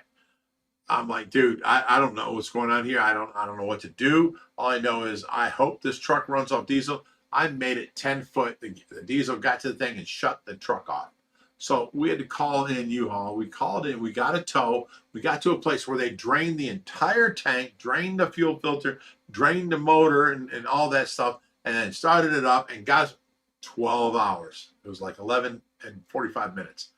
The 12 hours I had set aside to sleep. So now, not only was it the 72 hours, but I add 12 hours onto that, which was 84 hours. And then it took us, I don't know, 10 hours there. So it was like 94 hours. I'm awake and I'm driving. You know, Tracy can't drive. She got narcolepsy. She's beside me talking to me and she's, you know, blah, blah, blah. On the way back, I get through, you know, New Mexico. I get through Texas. I get through, I think it was Louisiana, you know, whatever. And I'm starting to see things. There was like snow squalls and I'm seeing stuff and I'm driving, all of a sudden I duck. I thought something was going to hit the windshield and there was nothing there. Tracy's like, what the hell are you doing? I'm like, I swear I saw something come up like a tree branch that was going to hit the windshield. And, you know, I started hallucinating. By the time I got home, I had called Josh. It was 1:30 in the morning. And I'm like, Josh, I'm here. I'm back in the truck in. I've been awake for, you know, I think it was 94 hours, something like that. I need you, you know. I know you got work. I'm sorry, but I need you. We got to unload all these fish, this and that. So he meets me there at 1:30. I back in. Josh is already there. I go to get out of the truck. Now I open the door and I stand up and I'm like, oh, you know, oh shit, my back, you know, oh, my butt. And I go to walk down the steps that was the gas tank, and my feet caught on two cords that were there. Forgot I had ran a 2,000 watt inverter and a 2,000 watt inverter side by side, hooked up to the battery under the hood, and 50-foot extension cords going down the side of the truck, across the steps, into the back of the truck. And that's what we had everything plugged into, running the fish back there. So when I got out of the driver's door, my feet hooked them and went under them. I went to take the next step to put my foot on the first step, and I was already like, I'm up. And then I hooked it and I fall forward. And now I'm like, oh. Now, mind you, if I stand on the ground, the top step is right here on my chest. It's about 5 foot to the ground. I'm 6 foot tall. So this is 11 foot to the ground. My head is. And I'm falling forward. And, you know, all I thought on my way down is, you're a man, land in a push-up, you know, stance, you'll be fine. I hit the ground and rolled all the way to one side. I'm like, what the hell just happened? Here, when I hit, every tendon on this shoulder snapped. And it fell apart and I rolled this way because this shoulder stayed on. So I had that arm down. So I rolled away. Next thing you know, Josh is like, oh my God, Dad, are you all right? And I sit up and I'm like, dude, I can't move my arm. I can't move it up. I can't move it down. I can't move it left. I can't move it right. I can't move my arm at all. And he's like, oh my God, Dad, you need to go to the hospital. I'm like, no, I'm fine. And, just help me up. And I get one hand and I get back standing up. I'm doing fine. And I'm like, dude, why can't I move my arm? Next thing you know, I go to the hospital and find out every tendon on my right shoulder was ripped off. Now you have two muscles as your bicep. There's a muscle that comes from down here and goes over, and then there's another one that comes from down here and goes over, right? That's the one muscle they couldn't find, is the one that comes from back here and goes over. So now when I make a right, fist, I've got this little tiny itty bitty little muscle right here. The one that goes from back here over is gone. I can put my finger down right here. There is no muscle there. It is gone. So I don't have that muscle on my right side no more. They reattached everything else. Now on my left side, now you can see that I can put a hand on my muscle. It's huge. It's big, compared to what the other one is. You know what I'm saying? So as I'm doing these curls, my left hand is much better than my right hand, but I was right-handed all my life. My right hand was stronger than my left hand, and now it's not. That's what's happening.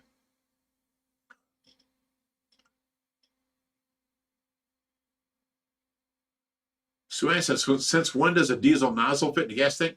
It's actually skinnier. It fits right in. The diesel handles are green. And Tracy did not pay attention.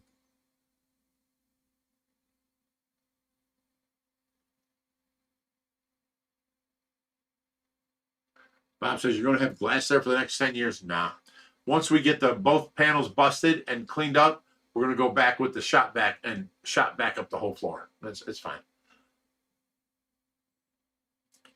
Steve says, you said it happened when you fell out of a truck. Yes, I did fall out of a truck.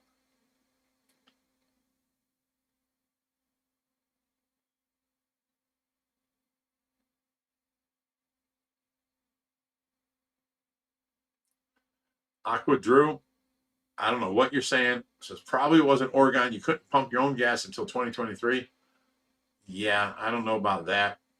We went through the upper, we came back the lower, but there was mountains in between. So we went across, North Dakota, Dakota, all that, Utah area, and then we went into Oregon and then had to hit California and head south to get to, I forget what city it was, but it was Southern California. And we had to drive through all that. Because of the weather, it was so bad, it's so snow, so bad that we had to go cut across the top and then head down through California. So I forget what road that was. That's the way we went, because we came back through New Mexico, Texas, Missouri, Louisiana, and then headed up north is the way we came back.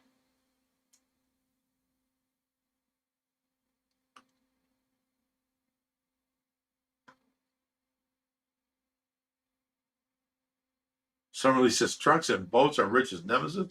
I never had a problem on a boat. What are you talking about?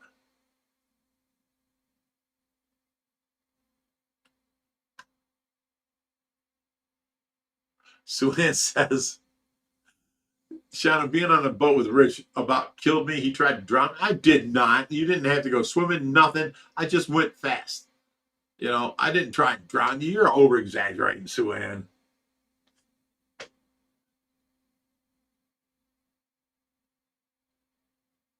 Doomby says, this whole story so he can show his guns. My guns are not impressive. I got really skinny arms from losing so much weight really quick. I don't want to show them off.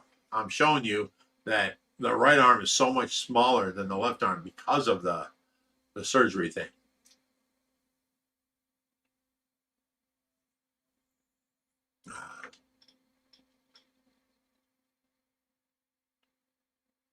Oh, Aqua Drew says, Oregon required by law that a gas station attendant pumped your gas for you up until 2020. Okay.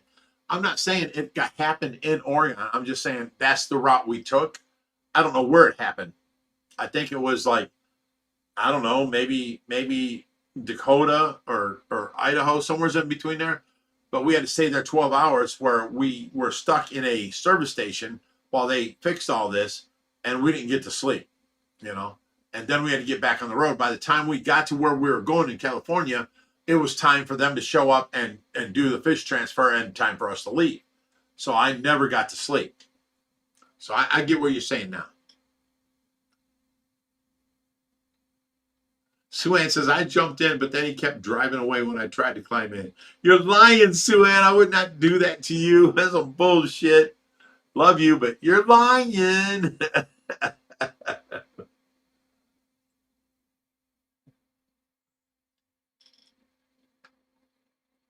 Holly Jim says, how do you fall off a boat? Oh, my God, ladies. That's Sue Ann. Obviously, she knows.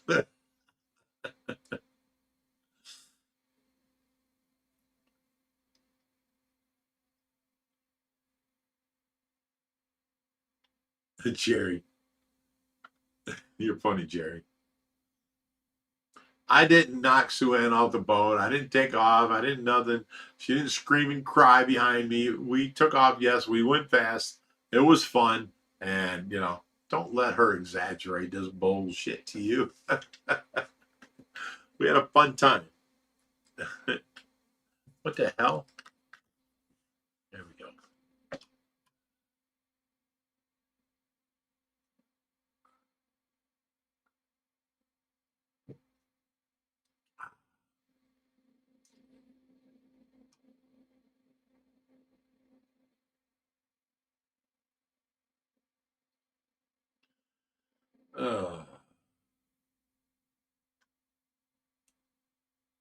Sue Ann says, it was all fun. I would do it again. Of course you would. We had a blast.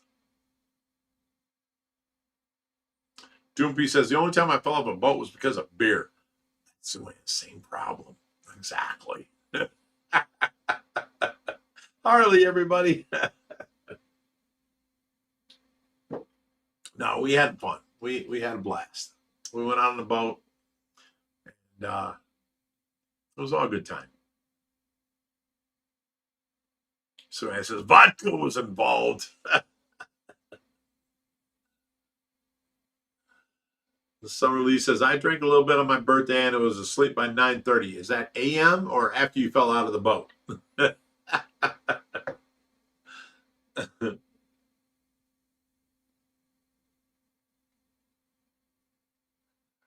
Harley says, I fell into a boat. Did you even know the guy's name? And he's like, can I help you? And you're like, hey, I'm here.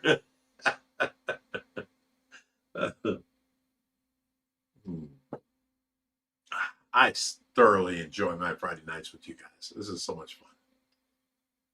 Harley says, I fell and I didn't spill a drop. Xanthi says, what's the worst state in your opinion? I've been to many states. I don't see anything as bad. I don't really like Florida. I had the problems with the old people driving, the Haitians all around that didn't speak American. Other than that, I liked Florida.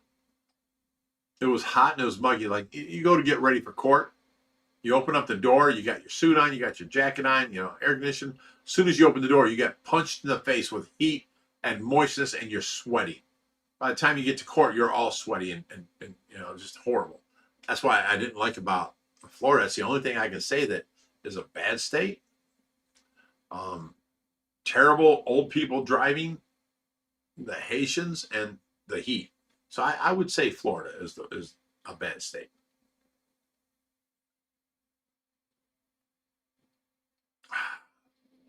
And you got to understand, this is back in the 80s. So when I say Haitians, there was a bunch of Asians that come over and, they're there and they didn't speak American and you didn't speak their language.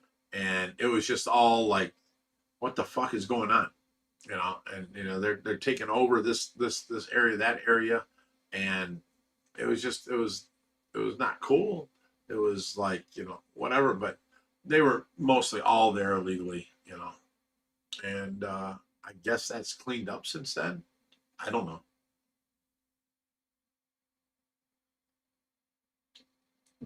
Oh yeah, and not to mention, Summer Lee says Josh and Laura were hit by a car in Florida.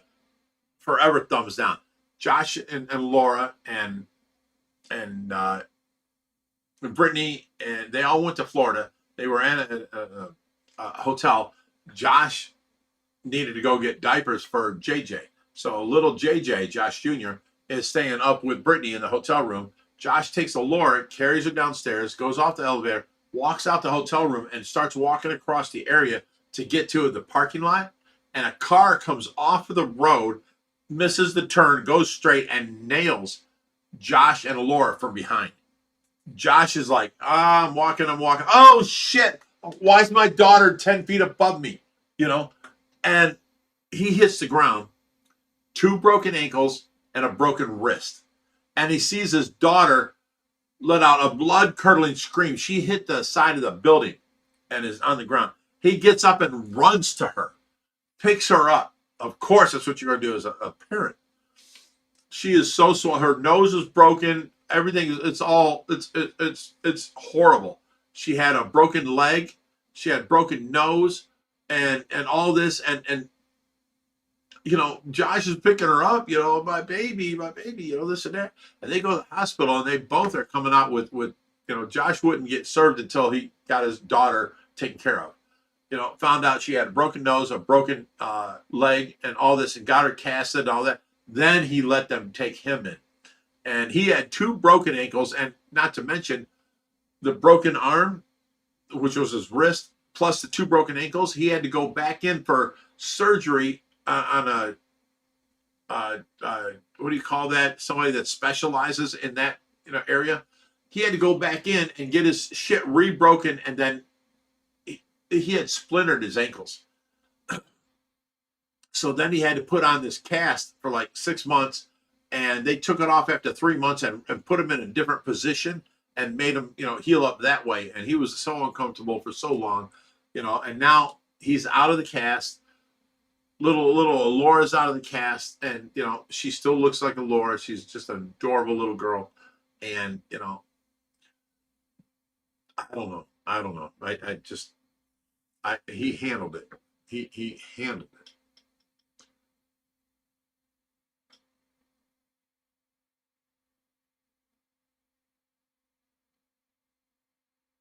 See, Xanthi says, people say Detroit is bad, but I may have changed that. I'm not sure.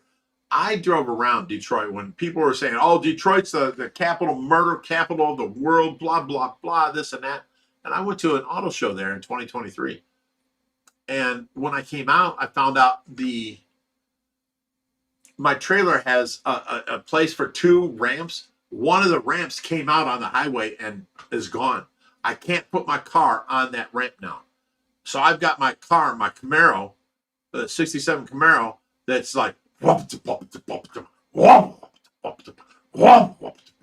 I'm driving this thing around and I can't get it on my trailer.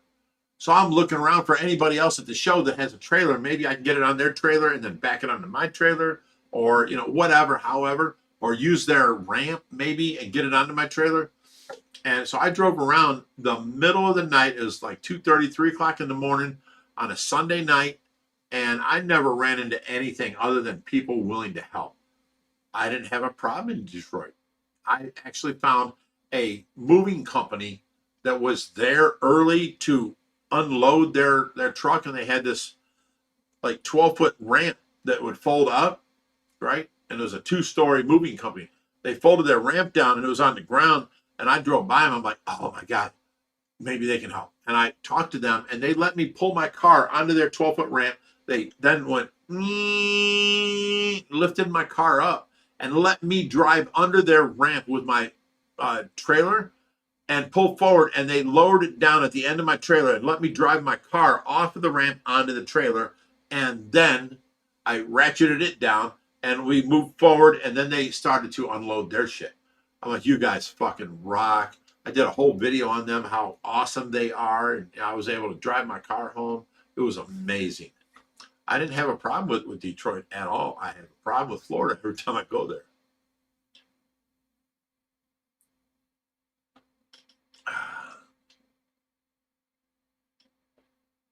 Harley Jim says that re-break fucking sucks. Yeah.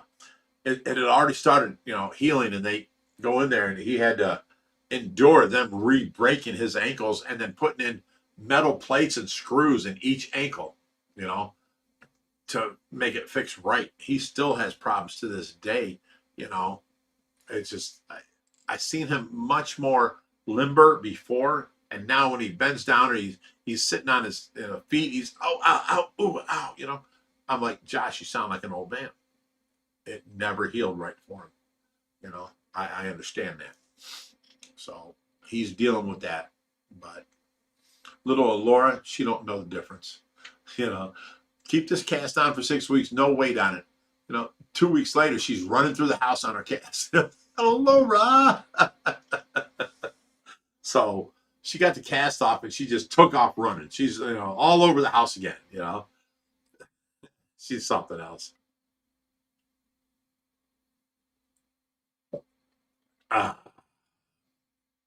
So she's something. I'm so proud of that little girl. And you know, I'm grandpa, and I'm also the sucker man. So when she comes over here, hi grandpa, I love you. Can I have a sucker? Of course you can, baby.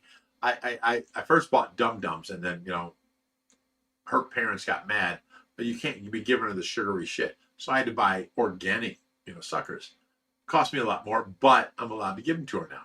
So every time she comes over, hi grandpa, can I have a sucker? And of course you can't, baby. And I give her the bag and she can pick out one. She picks out one. She goes, can I have another? You can save it for later. It's okay. Put it in your pocket. And she takes another and puts it in her pocket. You know, and I put them away. And then, you know, right before she leaves, she's already done with the two of them. She's done all this stuff. She's hung out with dad. She's, you know, around the pool. She's doing this. She's doing that. And then I'm like, you want another sucker? Boom. She's like, yeah, grandpa. And I give her, you know, take 2 or 3 with you home. Don't show daddy. And dad knows this, of course, you know. But she's like, okay, show dad. You know, it's so cute. She's adorable. Smoked Purchase, thanks for everything you do, Big Rich. Just discovered the channel this week. Awesome operation here. Well, thank you. Harley says, welcome to the fishy family, Smoked Perch.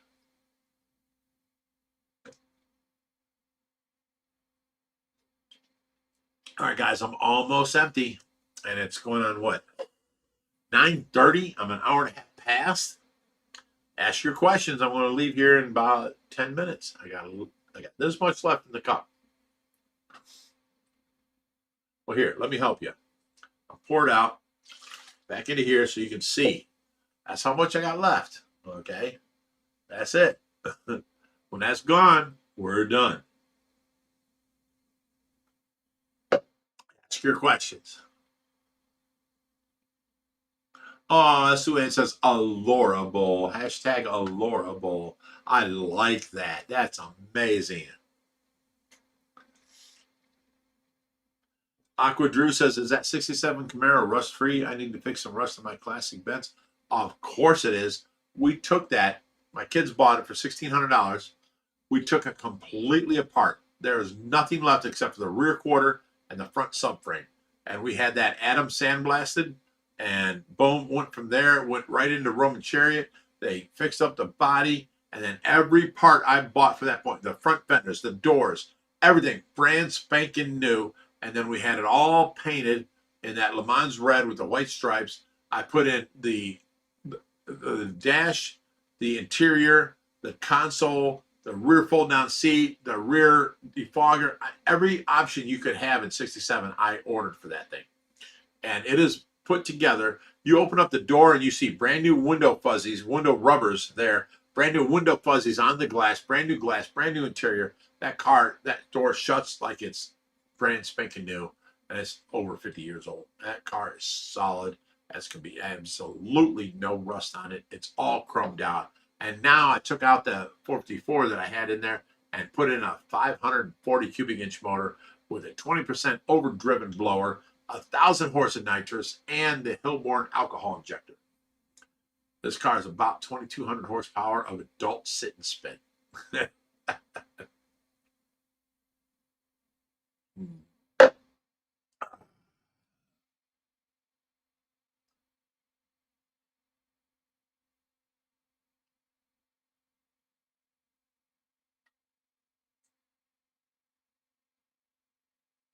Rick Wood says, okay, he tried this again because last time they tried it didn't work. Says, when we get time off, Big Rich, we're going to try and come out there with Sue Ann depth charge. Needs to come out with us. you know, whatever floats your fancy, that's fine. Last time you both were supposed to be here, you both called off. So that's on you guys. We're getting lower, guys. Just a little bit more.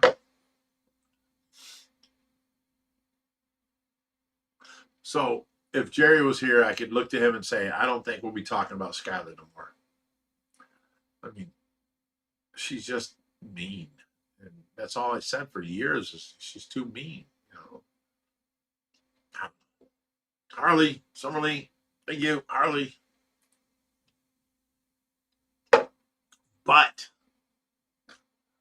we will be having, you know, the Harleys out and about and going. So me, Josh, Richie, I wish I could take Tracy with me, but and their girls, we can go and go do Harley stuff, you know.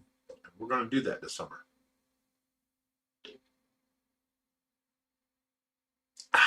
That's it, people.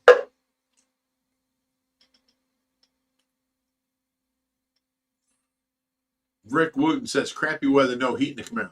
Listen, Rick, I have a 1967 Camaro with a 540 cubic inch motor, 1,000 horse of nitrous, two 950 Holley HP carbs that I'm taking off and putting on the Enderley alcohol injector. And I have heat in my car. Why don't you have heat in your car? Stop it. But using it as an excuse and get your ass here. Summerlee says, you better off going complete no contact with her. Yeah, she's got to learn that, you know, she's not better off without me. I am better off without her. I mean, you know, the whole 3 years she was here, you know what she got me for my it was a birthday or Christmas, I forget what it was. She made a little clay bear, right? And at that same time, my nurse bought me these shoes I'm wearing. They look like Uggs. They're slippers. She got me jammies. She got me a winter coat. She got me a windbreaker coat. I'm like, I'm not even, you know, we're not even close. This is my nurse bought me this, and that's what you got me. And I got her all kinds of shit, you know? So it's just, all right, guys, we're out of here. We're done. I'll see you guys next Friday. You know, I will be getting, you know, bigger and stronger since then and skinnier on my belly. Like, you know what's weird is I can grab my butt and I have loose skin on my butt. I need to tone all this up, you know. So, all right, guys, you take care. Somebody says, have a good night, Rich. You too. We will see you next week. All right. Love you guys. Bye.